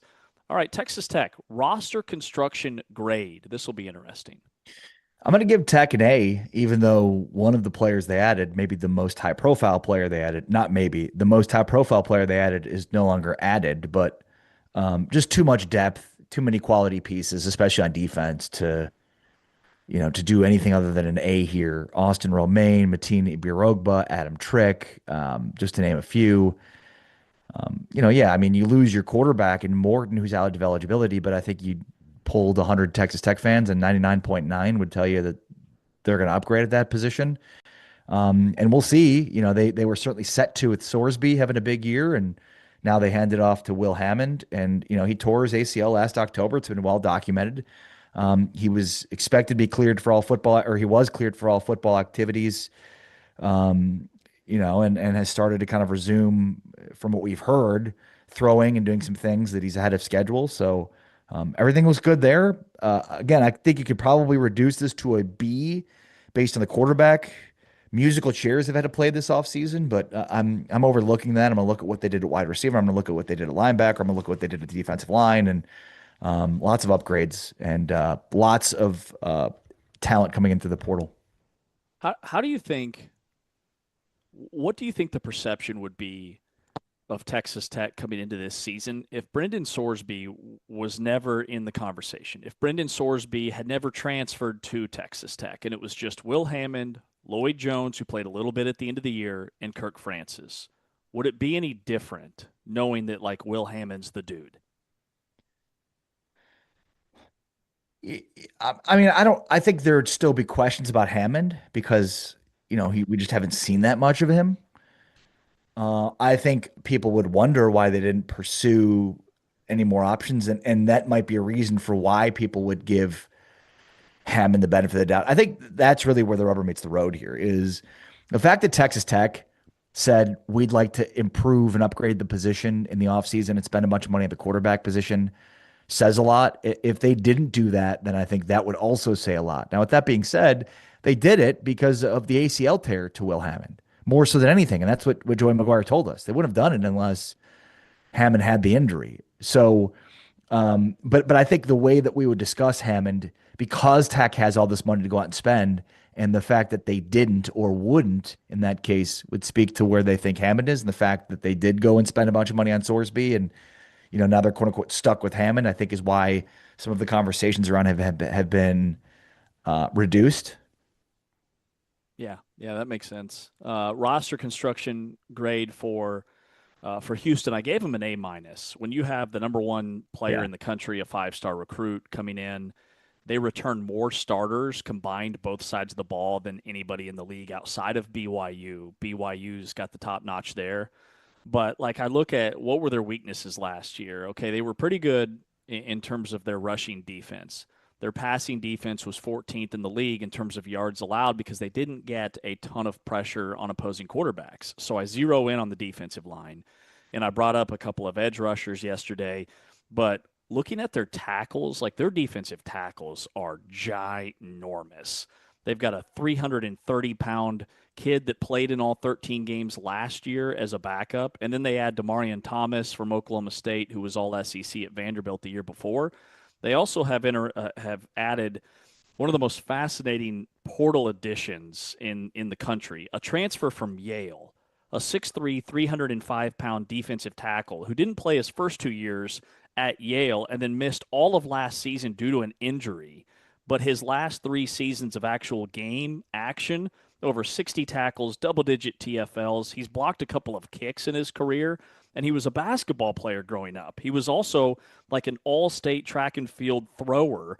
So he's just a really unique story and could be a diamond in the rough that Willie Fritz has been known for finding just about everywhere he's been. All right, what do you think is Texas Tech's hinge point? I mean, this is obvious, yes, is it not? Is it anything other than Will Hammond in the quarterback position? No. Yeah, no, it's Will Hammond is everything. Look, I go back to what I just said about, the Hammond Sorsby discussion. The fact that they did go get Sorsby and are now falling back to Hammond, I think tells a story, a narrative nationally that is probably not totally accurate. Meaning that Texas Tech didn't have enough faith in Hammond to totally hand the ball to him. It was more injury based than anything else. And look, maybe there were some legitimate questions about him because he hasn't played that much. And so they wanted somebody that could step in and give you that experience right away. But like if Hammond returns from the ACL healthy and he starts to hit at the level that we've seen him be capable of, I mean, we're gonna forget about the Sorsby discussion altogether. The thing is, like, if Sorsby becomes a constant thread throughout the season, then that means they haven't figured out what to do at quarterback. They haven't, Hammond hasn't solidified the spot. Mm-hmm. So yeah, I mean, the one thing that has to go right is the quarterback. And look, I mean, quarterback went right for them last year, and yet despite that, they still put up a goose egg in the Orange Bowl. So I mean, it the hinge point would still be Brennan Sorsby, in my opinion, even if he were still there. Mm-hmm. Yeah, it's weird that a team that led the country in explosive plays, yet it felt like throughout the course of the season that the offense wasn't as explosive as it could have been. And then all the struggles in the red zone is something that they'll look to clean up. But Will Hammond is very much built more like a red zone quarterback because of his ability as a runner.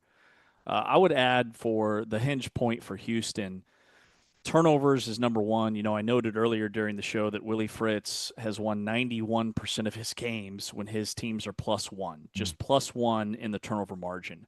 And Houston was dead even last year for the season, and they still won 10 games.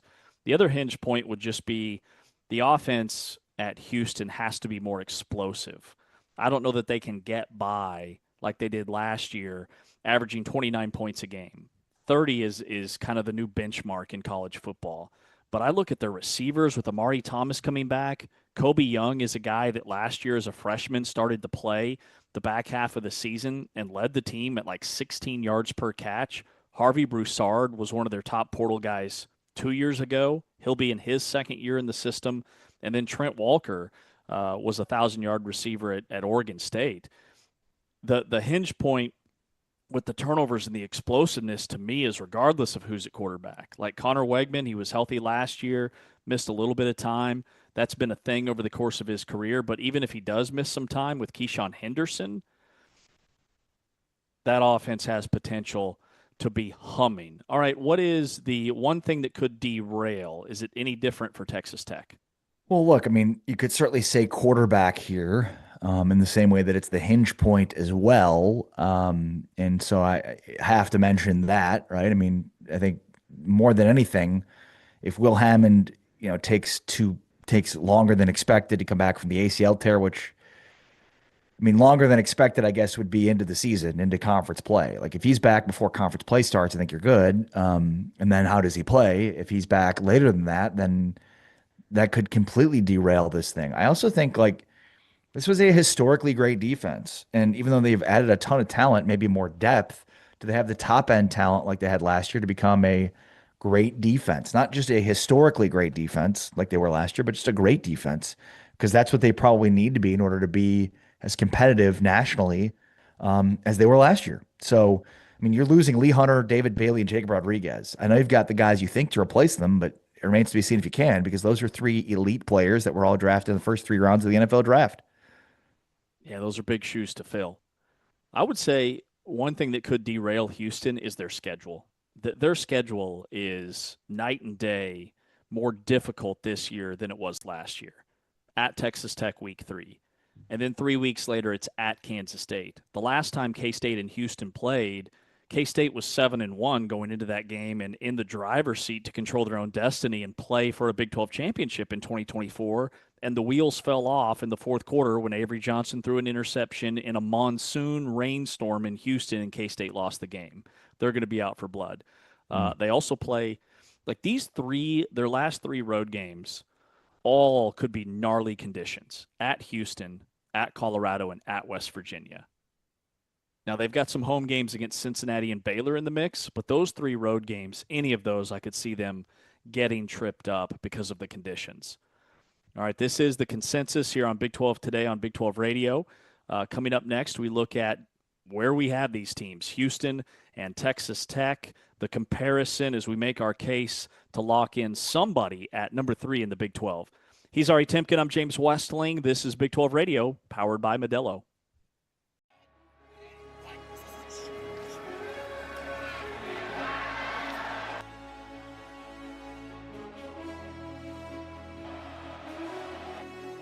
quickly under center, and it is Daniels in for a touchdown.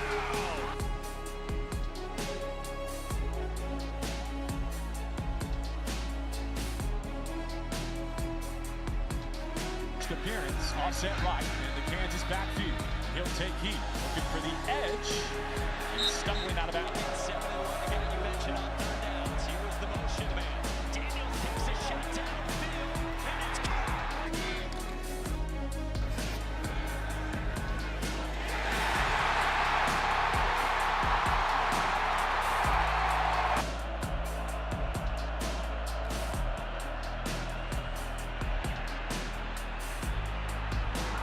He's been through it quite a long time ago.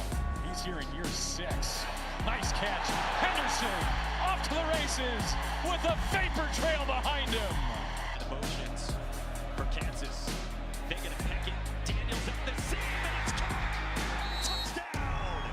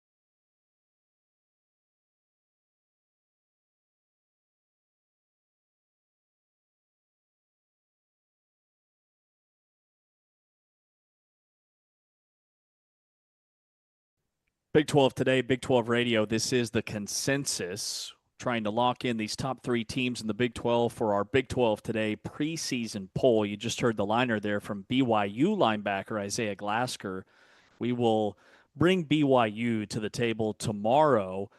Ari, are we crazy to even have the discussion of Houston and Texas Tech? Like with Texas Tech, is number 3 way too low? Should Texas Tech be considered for a number 3 spot in our preseason poll? Feels like it is. It feels like it is. I would say most people nationally would say it's a legitimate discussion to say BYU or Texas Tech at 2 or 1, but Houston shouldn't be in the mix. But I think,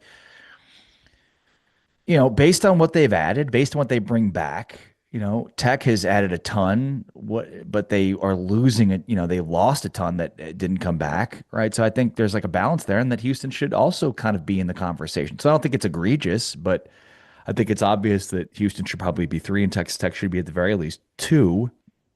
Now, with that being said, I think when you look at the others, Bear Bachmeier, Connor Wigman, Will Hammond, Lloyd, right? Like suddenly it becomes a little bit more obvious for why you could move Texas Tech down a little bit here. You've got a quarterback situation that's pretty scary. You're replacing a ton of players, including 9 that were drafted. So, yeah, I think like there's legitimate cases to move them down to put them in 3. In terms of like returning production, Houston and BYU are at the tops of the league. But I believe it was, if you include returning production at previous stops, I think it was Texas Tech number 1 in the league. And if I remember right, Oklahoma State may have been right there at number 2. So it really boils. Two different things, though. It's important to know, right? Like there's experience within college football, and then there's experience within one team. And those don't necessarily mean the same thing. Very much so. So can Texas Tech, like, do they hit again in their portal? With Houston, I go back and I look at Willie Fritz and his track record, and to me, a down year this year for Houston would be like 8-4. I think their floor is still really high. Like he was only at Georgia Southern for 2 years. When he was at Tulane, his growth at Tulane was kind of gradual. This is really the first stop where he's had this massive swing from 4 wins to 10 wins. At Tulane, it was 4 wins and then 5 wins and then back-to-back 7-win seasons before they kind of had their breakthrough post-COVID. So that's what's unique about his situation at Houston versus some of his other stops. But once he's gone up and gotten teams to a certain level, he doesn't come back down, right? So that's why I just see Houston as definitely a top 4 or top 5 team in the league. All right. What do you think the national perception is of Texas Tech? The national media, I think, is probably overreacting to 2 things: the Brennan Sorsby saga and then what happened last year. So I think nationally, like last year, there was very much a wait and see. Like we've heard about how good they're supposed to be. We know they've spent money. Now let's wait and see. Well, they saw it. They went 12-2. They won the Big 12 championship. They looked dominant on offense and defense. And yet the national perception now is, yeah, but they didn't score in their Orange Bowl game, right? So, I think that on top of the Sorsby stuff has painted Texas Tech in a light that's probably not great nationally, especially from an on-the-field perspective. I think there's just this belief of like, yeah, they did that, but cool, you didn't really make any noise in the college football playoff. So, this is a different team, a new year, lots of talent. And I feel like they're better positioned at the quarterback spot to have a higher ceiling. Do you think that the national perception, like you brought up the Orange Bowl, do you think that's been overblown, the fact that they didn't score in the Orange Bowl? Like I look at that game, Texas Tech defensively was good enough to win that game. They had a quarterback playing on one leg who was a shell of himself, and he had a bad game. Like I think the fact that they didn't score is being blown out of proportion for just how, I don't want to say close that game was, but it's not like it was a 40 burger from Oregon, right? Yeah. Look, it's hard to disagree with the assessment of the reaction to the game. In some ways, what happened in that game is everything that we thought of Texas Tech this past last year. Like there were question marks on offense, there were question marks at the quarterback position. They did have a dominant defense that kept them in the game. I hear the Baron Morton stuff, but he's the guy you had, and you stuck with him. So you can't be like, well, he played really well on one leg all year, and then you get to this game against the best team they played, and suddenly he looks really bad, because of the one leg thing.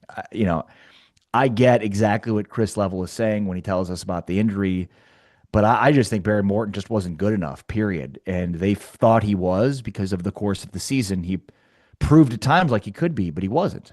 One leg or otherwise, because he played all year on the one leg. So, I mean, he won the Big 12 championship on the one leg that he suddenly couldn't play against Oregon because they played up against a really good defense that, they could not block. Like, that was it.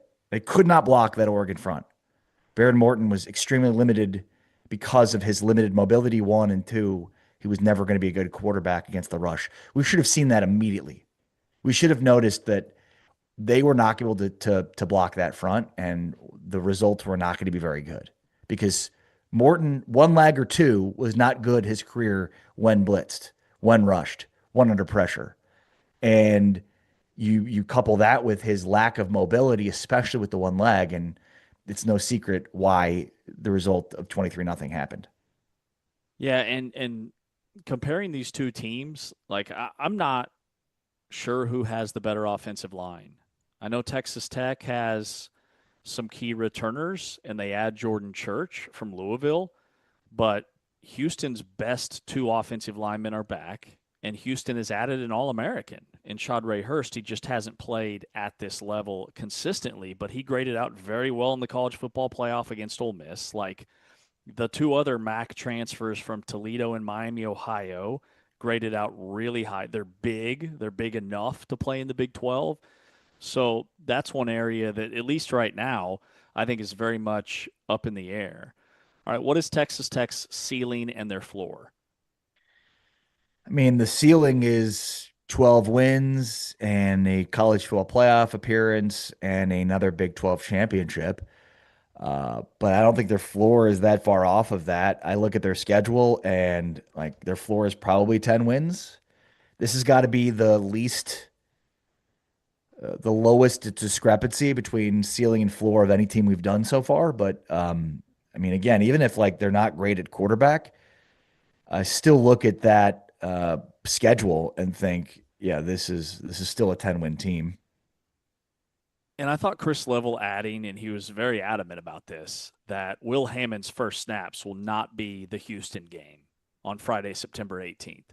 He'll either be playing week 1 and week 2, even if it is limited action and they're very conservative with their play calling, or he won't be the quarterback for the Houston game.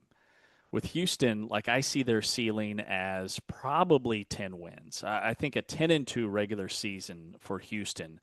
They've maybe got a top 3 schedule in the Big 12 in terms of degree of difficulty with all those road games and the cold weather games and the revenge game for Kansas State. These two teams do have a similar, like a common non-conference opponent in Oregon State again, but I don't know that I see better than 10-2 for Houston, yet they could be a much better team. Remember, last year they were 9-3 in the regular season, so that would still be an upgrade from what they did last season. All right, so what's the number for the floor? I mean, the floor for Texas Tech, again, I think is 10 wins. You still think it's 10? Okay. Yeah. Yeah. I mean, here's Texas Tech's schedule. If you could find me more than one loss on it, be my guest. And that's even probably stretching it. So Texas Tech opens up with Abilene Christian. They get Oregon State on the road. Then they've got Houston to start Big 12 play. Sam Houston to close up the non-conference. At Colorado, Arizona State, at Cincinnati, Arizona, West Virginia, at Oklahoma State, at Baylor, TCU. Can you find me 2 losses there? Even if Will Hammond isn't, an elite quarterback?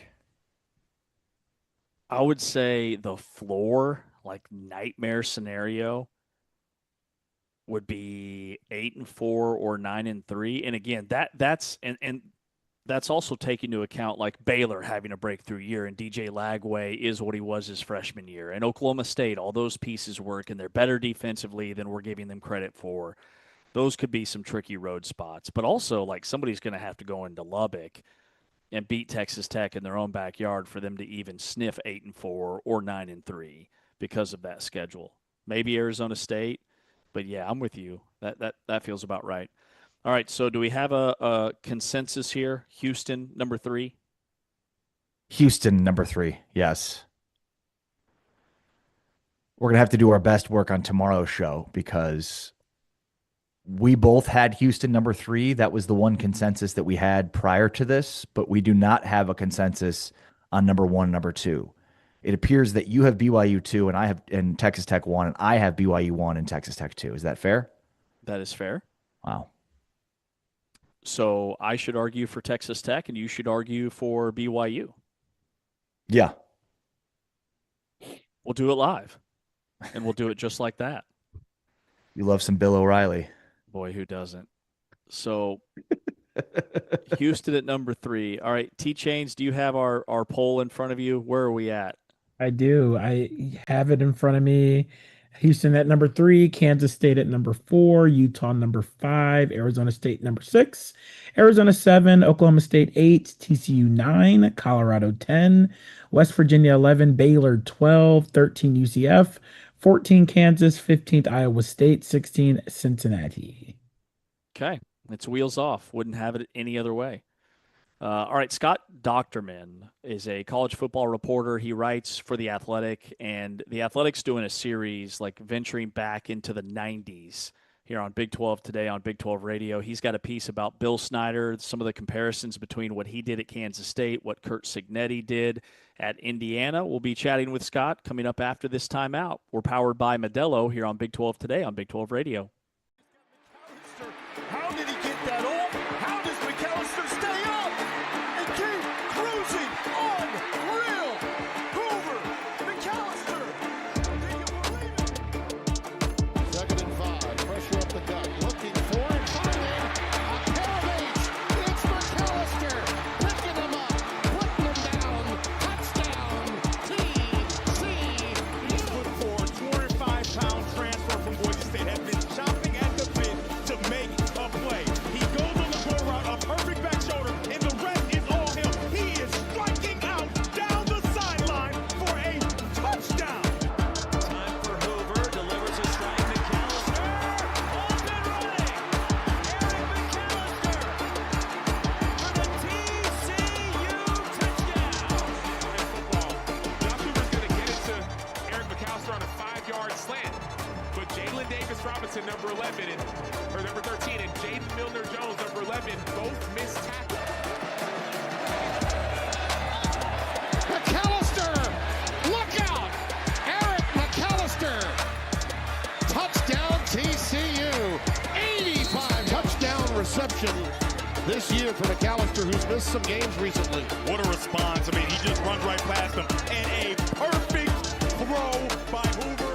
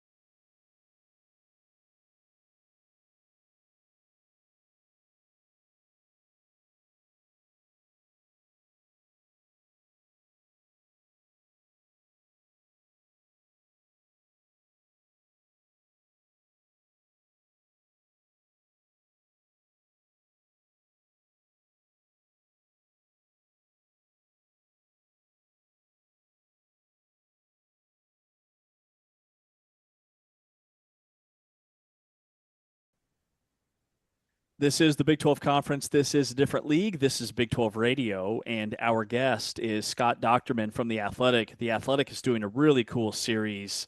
Nostalgia is King, venturing back to the 90s. Saw some stuff last night about 90s uniforms, and Scott is on because he wrote a brilliant piece on former Kansas State coach Bill Snyder and just what he did during his time.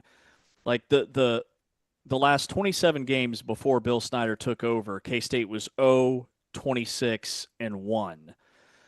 How would you compare what he did at K-State to what Curt Cignetti has done at Indiana?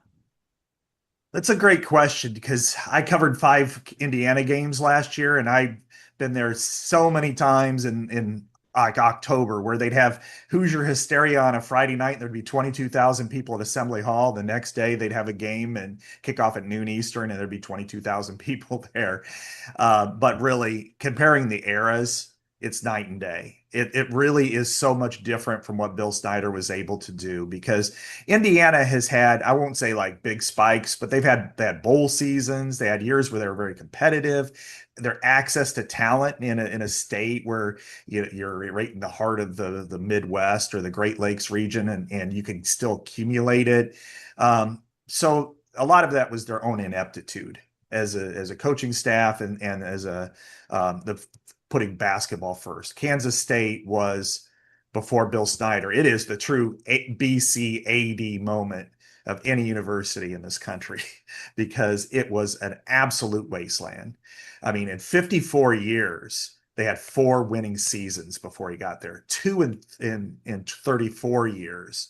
And in fact, the previous 30 years, they finished last place 20 times in the Big 8. And they were, Snyder was telling me some really interesting anecdotes about how, a lot of the fans, just wouldn't want to even be associated with that team at home. So they'd go sit on the visitors area.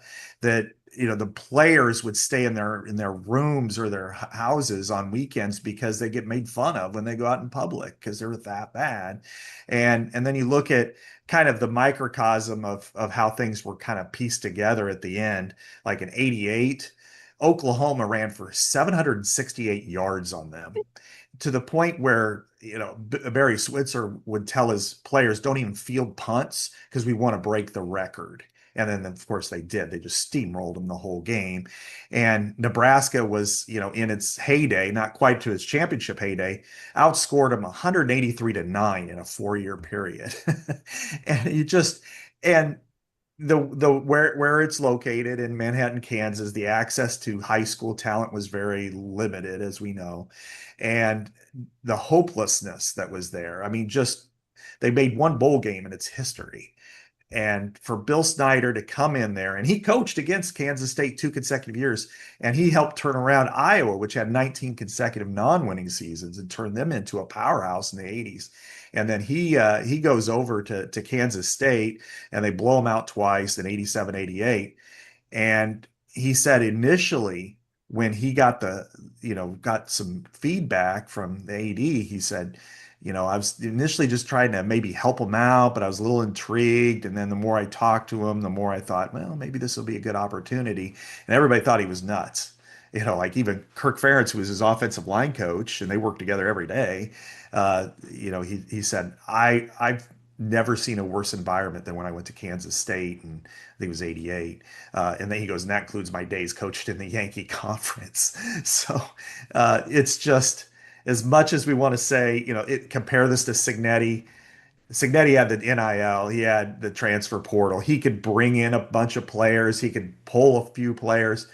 Bill Snyder could do none of that. And how he did it, it is truly the miracle of all miracles to make them even competitive, let alone to be a very strong Big 12 contender for, the better part of 30 years. Scott, it's a great piece. And for me, it goes back to your connection with the University of Iowa and one of the great coaches ever, Hayden Fry, who probably is completely and utterly underrated when it comes to his continued impact on the sport overall. Like I think there's certainly some people we think about, but Hayden Fry is still what a tremendous impact that he's had based on the coaches who coached him and then the coaches that coached around those guys.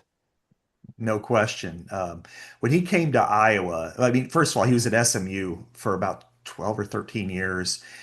And he claims, and Hayden, you got to, there is some embellishment with just about everything he says, but that's what made him a unique character. He and Steve Spurrier to me are the two of the greatest characters that ever coached in college football. But he claims that towards the end of his tenure, that a lot of SMU boosters were starting to get into him a little bit about paying players. He didn't want any part of it, and they fired him. Which may or may not have been the reason. But when he got to Iowa in 1979, they were in a historic low for that program, and he brings in Bill Snyder, who was his offensive coordinator at North Texas State. And then he hires a high school coach, Barry Alvarez, who was at Mason City High School. Um, Dan McCarney was a leftover. He played at Iowa, and he was just kind of there as a defensive line coach. They threw him on there. A couple of years later, he brings in Kirk Ferentz, who's a 25-year-old offensive line graduate assistant at Pitt. Uh, he has a safety on his 81 team, which ended up going to the Rose Bowl. I mean, they hadn't been to a bowl in 23 years because they only went to the Rose Bowl and hadn't had a winning season in 19. But his senior captain, defensive back, was Bob Stoops. He brings him on. He's on his staff too. The defensive coordinator, which doesn't get mentioned very much, was, and I've talked to Bill Snyder about this before, Bill Brazier. He said he was as good as any coach on the team. He just liked being defensive coordinator. And you throw, again, Alvarez, Hall of Fame coach at turnaround Wisconsin, which was bad. Snyder, the most epic, greatest turnaround in history. I mean, at the end of the Hayden years, they were starting to wane, and then Ferentz comes in, and he's the winningest coach in Big Ten history. McCarney, before Matt Campbell, was the winningest coach in Iowa State history. And so Hayden brought them all together, and through the 80s to early 90s, they were the second winningest program in the Big Ten behind Michigan. They had more wins than Ohio State. They won 3 Big Ten titles. And the way he always, and then there's other proteges, a Brett Bielema, was there and he played for him and was a team captain and everything. And the way he helped, build them, but he also always said, I want coaches who want to be head coaches. And Bill certainly fit that. And Bill told me flat out, he goes, I had a lot of loyalty to Hayden. I really, I loved where I was at. They were really rolling at that point when he was there, but he couldn't pass up that opportunity. And then, as great as Hayden is, and I live in the Iowa City area, and he is just absolutely beloved here, an icon. I think Bill Snyder's coaching job was greater than what even Hayden did. It just, Wow.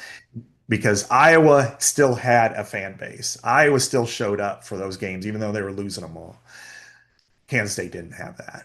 I mean, it was less than zero where Kansas State was, and the location and there was no history there, and yet to be able to build it up the way he did it speaks to his greatness. And I think you can make a case that he's the greatest coach because even though he didn't win a national title, and I know there's a lot of people, well, he didn't win a natty, but I think you've got to look at each individual situation, for what it is. And he wasn't at Ohio State, he wasn't at Texas, he wasn't at Texas A&M, he wasn't at a place where he had all these advantages.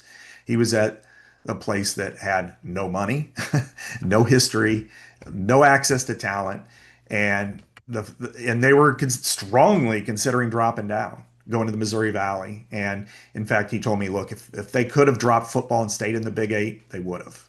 It was just that bad. They sold games to Oklahoma, their home games, because when Oklahoma would come to Manhattan, they wouldn't make enough money. And so for either team. And so they figured they'd get more gate revenue selling their home games to Oklahoma than they would having their own home games. It was just an insane environment. Man, that is wild. And he tapped into the JUCO market at such a high Mhm. level. Yeah. So many greats: Michael Bishop, Quincy Morgan, Darnell McDonald. Mhm. I also think, Scott, and I'd love for you to touch more on this, he was almost, I would say, underrated as an innovative offensive coach. Like, he was doing Mhm. things with Michael Bishop that had never been done before. And even Urban Meyer, when he was at Florida, said, yeah, we were running a lot of the same stuff with Tim Tebow that Kansas State used to run under Bill Mhm. Snyder. Like, what he did for that position and just the offensive side of the football, vastly overlooked. No question. He was an innovator and he did it in a way, he's never been a self-promoter. So and a lot of times I think that's one of the things that bothers me about sports in general, but certainly in the coaching ranks. If you scream how great you are, people start to listen to you. And I'm not one iota putting down Mike Leach at all. He had his big start and just down the road from where I live in Iowa Wesleyan and invented the air raid, did a lot of great things. But his personality allowed people to really buy into him a little bit. Whereas Bill Snyder was so understated that people just didn't really realize how great he was. Like his last 5 years it combined at Iowa. And this was a place where they ran the wing T before he got there. And they were horrible. They were as horrible in the 70s as they were about 3 or 4 years ago on offense. It was just that kind of bad. The last 5 years, they were the most efficient passing game in college football, ranked number one over a 5 year period. And they were number three in yards per game over a 5 year period. And he took that to Kansas State. And he was innovative. He did things with his quarterback that very few people could do. And he did it over generations. I mean, you could make the case that when Colin Klein was there, that he was doing things that really changed the game. And this was only 15 years ago compared to, the 90s. But, one of the other traits, and this stood out to me because I never really knew it before, was as beaten down as all the players were, one of the thing that stood out to me was he decided that he was going to make every practice a win for his team. He cheated. He said, he made sure that they could get good drills where they had success, so that could build some confidence. And, as they got better, they changed that, of course. They made it much more difficult. But in the early goings, they were just so bad that he wanted them to feel good about themselves. And so, and he had players playing on both sides of the line of scrimmage, just to make sure they had enough talent out there. And early on, the first year they only won one game, but then they started to win five, and they're beating teams of like-mindedness. And I think that was really impressive. And then, maybe, this, and I was telling you guys this before, but the game that forever changed me as a reporter was when in 2003, when a 9-3 Kansas State team upset number one Oklahoma 12-0, beat A&M 77-0, beat Texas, I think it was 65-14. Had Jason White, the Heisman Trophy winner, had every we were discussing it back then. I was in St. Joe, Missouri. We were discussing it back then. This may be the greatest college football team ever assembled.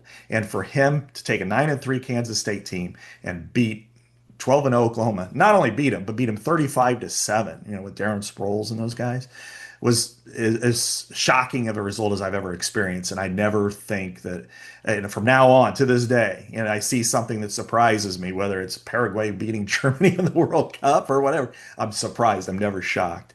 But, he went back to his roots for that game. He said there was no failure whatsoever. We could not take a regular approach with this Oklahoma team.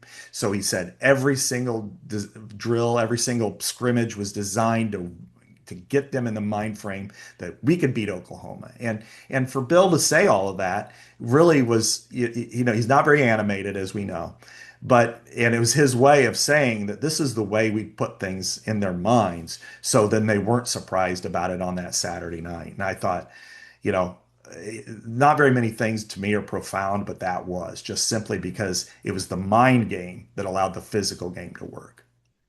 Yeah, Scott, I think what's so poignant to me is, the quote from Snyder towards the end of the piece where you talk about how, he felt success by seeing a university that had achieved no success whatsoever, be able to carry some pride with them. At the end of the day, as much as we're obsessed in college football media and the college football world with the playoff and winning championships and getting to the playoff, and it feels like we've just reduced everything about the sport that has so many great components to that. It's just such a breath of fresh air, because I do think that there's a level of pride that one carries when your program, that the place you went to school, has a quality within its athletic department that gives you that sense of pride.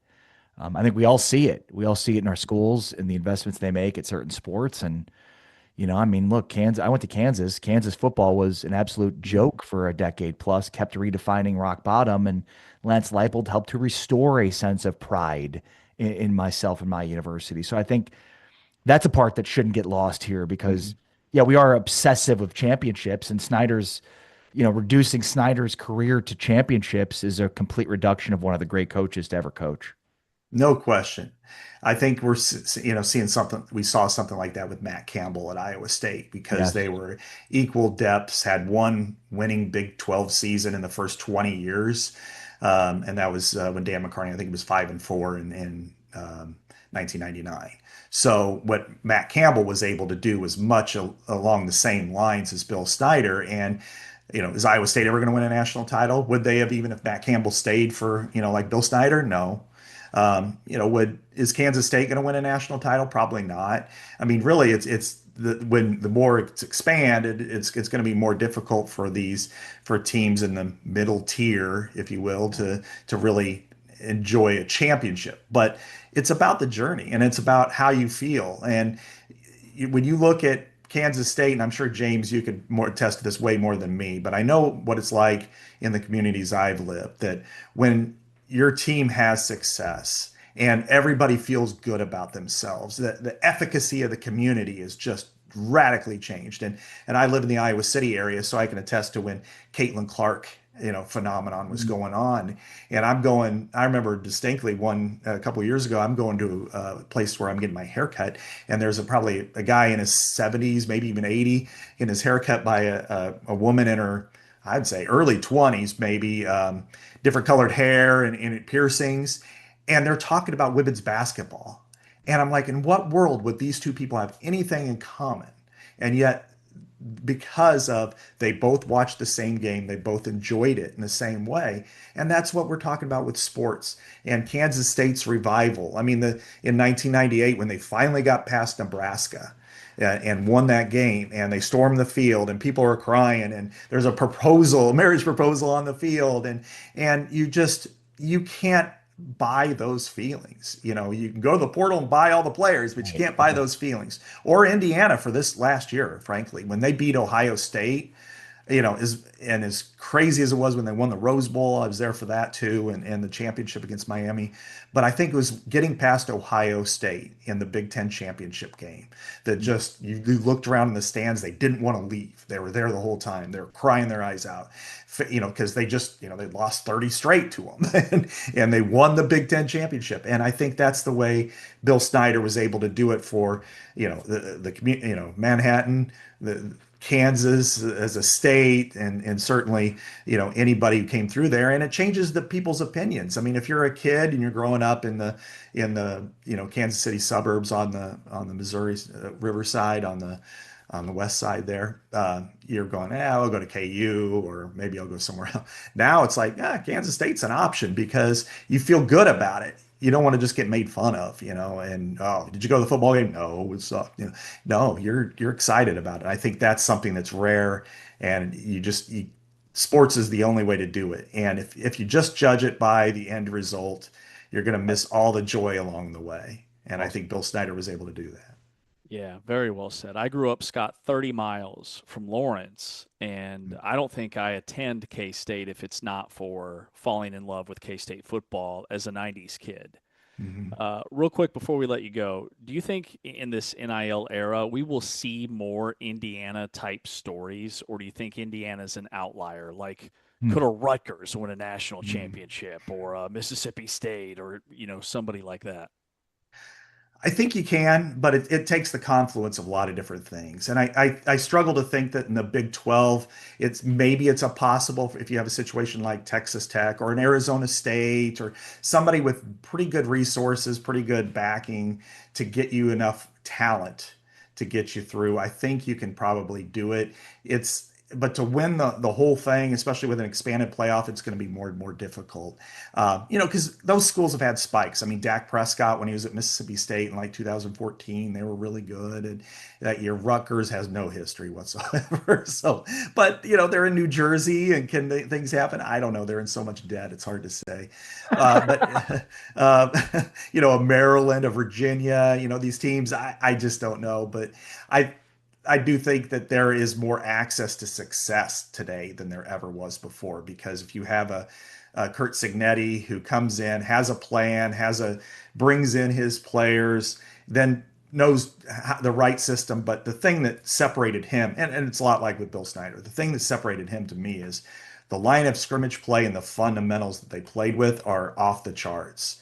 And that's something you didn't expect. I thought, okay, you come in with an innovative offense, you score a lot of points, you also give up a lot, and you lose to some good teams. No, line of scrimmage play, their hand placement, where they, how they blocked with integrity, and on defense, their gap integrity was outstanding. All those things. That's what it'll take. And so it was really the confluence of a lot of things in Indiana. I do think I think there's a handful of schools in the Big 12 that could do it, and there's probably out of the SEC Big 10, I would say 25 would have that chance, but it'd take the perfect season to do it. Yeah. Yeah, I was trying to think like what would be the modern day comp of what Bill Snyder did. Rutgers was the only school I could bring to the table. Scott, man, love the piece, love the attention that you guys are putting on the 90s and Bill Snyder as a Hall of Fame coach. Great to see you, and we'll talk again, I'm sure. All right, thanks for having me, guys, and appreciate the rest of your summer till Big 12 Media Day start next week. Yeah, we're pumped. All right, thanks, Scott. Thanks. Scott Docterman writes for The Athletic. The piece at Kansas State, Bill Snyder was the Kurt Signetti of the 1990s. His Manhattan miracle endures. We'll wrap up the show coming up next. This is Big 12 Today on Big 12 Radio. Gilkey off the hands of Record and intercepted. Genesis Smith, the safety, inside the 15. Sorsby was. He throws. It's Cyrus Allen, and they rally to swing him down.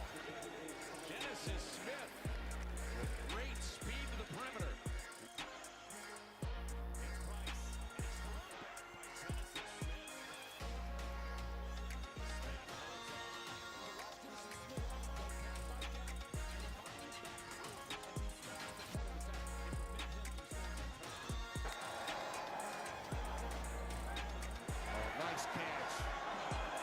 It's on the ground, it's fumbled, picked up by Arizona, and going the other way inside the 5-yard line, Genesis Smith.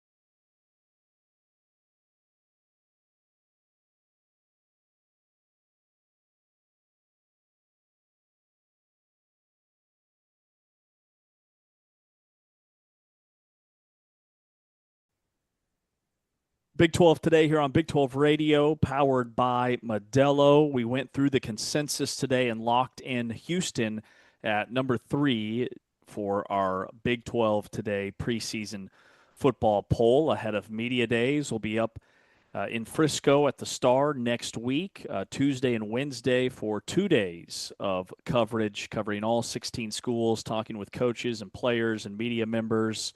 Ari Timken, James Westling with you. Wrapping up the show on a Takeaway Tuesday. Let me ask you something. Sorry to cut you off there. What are you most excited about for Media Days next week? Oh, man, I would say the headline is I'm excited to see how Texas Tech handles all the noise. There's going to be so much noise around Sorsby. And then outside of that, I'm excited to talk to the new coaches. I want to hear what Eric Morris says about Oklahoma State. Super pumped to hear what Colin Klein says about Kansas State. So those would be at the top for me. Yeah, I'm with you. I think I'm most excited to hear how Texas Tech sounds and then how everybody else sounds about Texas Tech. I also I am really anxious for some of these new coaches because we've seen in the past where it's like coaches get replaced because they lose a bunch of games, and that makes sense. But I think in this case, Chris Kleiman leaving is interesting, right? I mean, he wasn't fired for losing too many games. He stepped aside. Cal Whittingham. So I just think the new coach dynamic is much more interesting this year.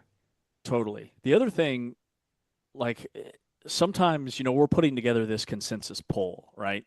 Sometimes we get to Media Days and the coaches convince me that they're going to be better than I think. Yes. And so a Cincinnati or an Iowa State, what are we missing? We could find out. Well, one guy that we know is – go ahead. Go ahead, sorry. Me, you, me. One guy that we know is we know how he feels about Texas Tech. I think it's pretty clear is Jamie Pollard, the AD at Iowa State. Man, we love us some Jamie Pollard. He is not afraid to speak his mind. And he was on with our buddies over at 365 Sports. Here's what he said about the league fining or sanctioning, paying legal fees for Texas Tech. No, I think they should have to pay the legal fees.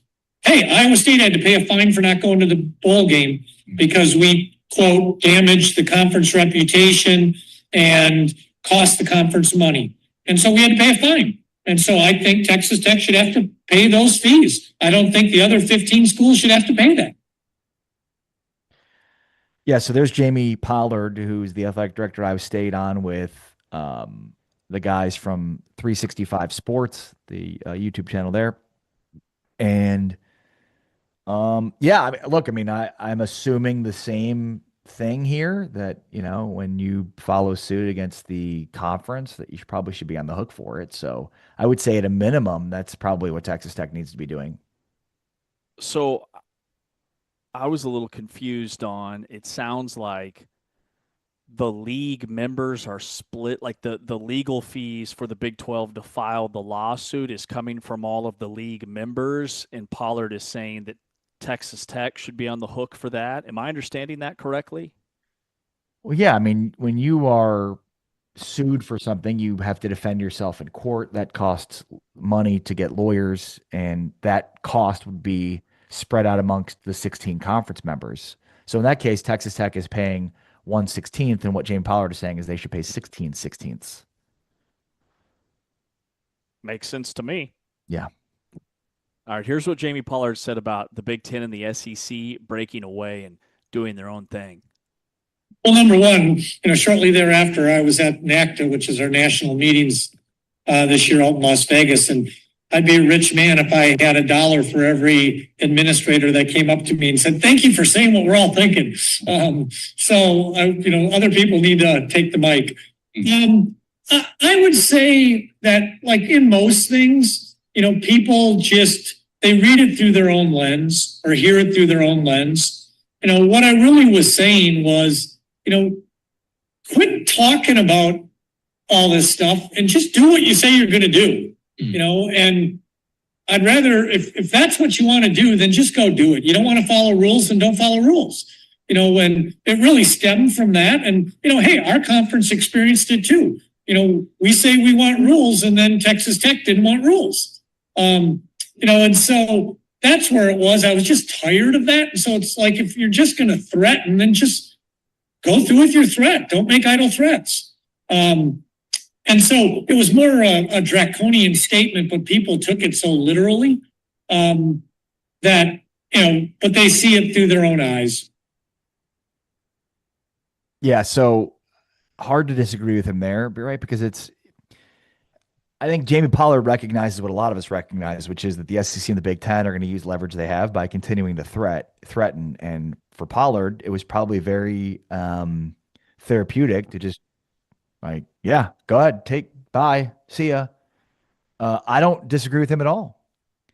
Now, maybe he doesn't speak for the Big 12, and that was the biggest reason why it was it was considered controversial. But I mean, he doesn't speak for the Big 12. He speaks for Iowa State, right? Brett Yormark and his team speak for the Big 12. But ultimately, again, hard to disagree with Jamie Pollard. When he said it, it was like, thank you, somebody, for saying it. Because to his point, like, there's probably many that felt the same way outside of the Big Ten and SEC, and maybe even some inside that feel that way. I loved the terminology he used, an idle threat, from the SEC and the Big Ten. And that's what I love about Jamie Pollard. He speaks like one of us. He is a fan at heart. And I think everybody outside of the SEC and the Big Ten are tired of it and fed up with it. And he hit his breaking point. And I think that Big 12 Nation echoes those same thoughts. And somebody in his position to have the platform and the microphone to say what we've all been saying was fantastic. Big fan. Lastly, so Jack Trice Stadium, Jack Trice at night, it's a thing. Iowa State's going to be selling alcohol to fuel that fire. Here's what he said about that. Well, I describe it best as, the low-hanging decisions have already been kind of pulled, those levers. And so now you have to reach for the ones that maybe have a little uncomfortableness. And alcohol is something that we had kind of held off on for various reasons. And we're now at a spot where we just feel the financial pressures are such that we've got to pull that lever as well. Programs that aren't selling alcohol inside their stadium, it's not keeping fans from drinking alcohol. They do it pregame. They go out at halftime. They do it postgame. So it makes sense to me for taking advantage of, let's see, Iowa's program, and they sell alcohol in their stadium. They've generated $3 million, $2.4 million from football alone. That's some serious coin. Yeah, I mean, it's a huge money driver. It's the reason why so many schools have done it. And hopefully, if you are adding alcohol to your menu, you're adding Modelo as a huge part of the menu. Because you want me to beat your stadium and drink at your stadium, it's got to be Modelo. Modelo all day. Modelo only.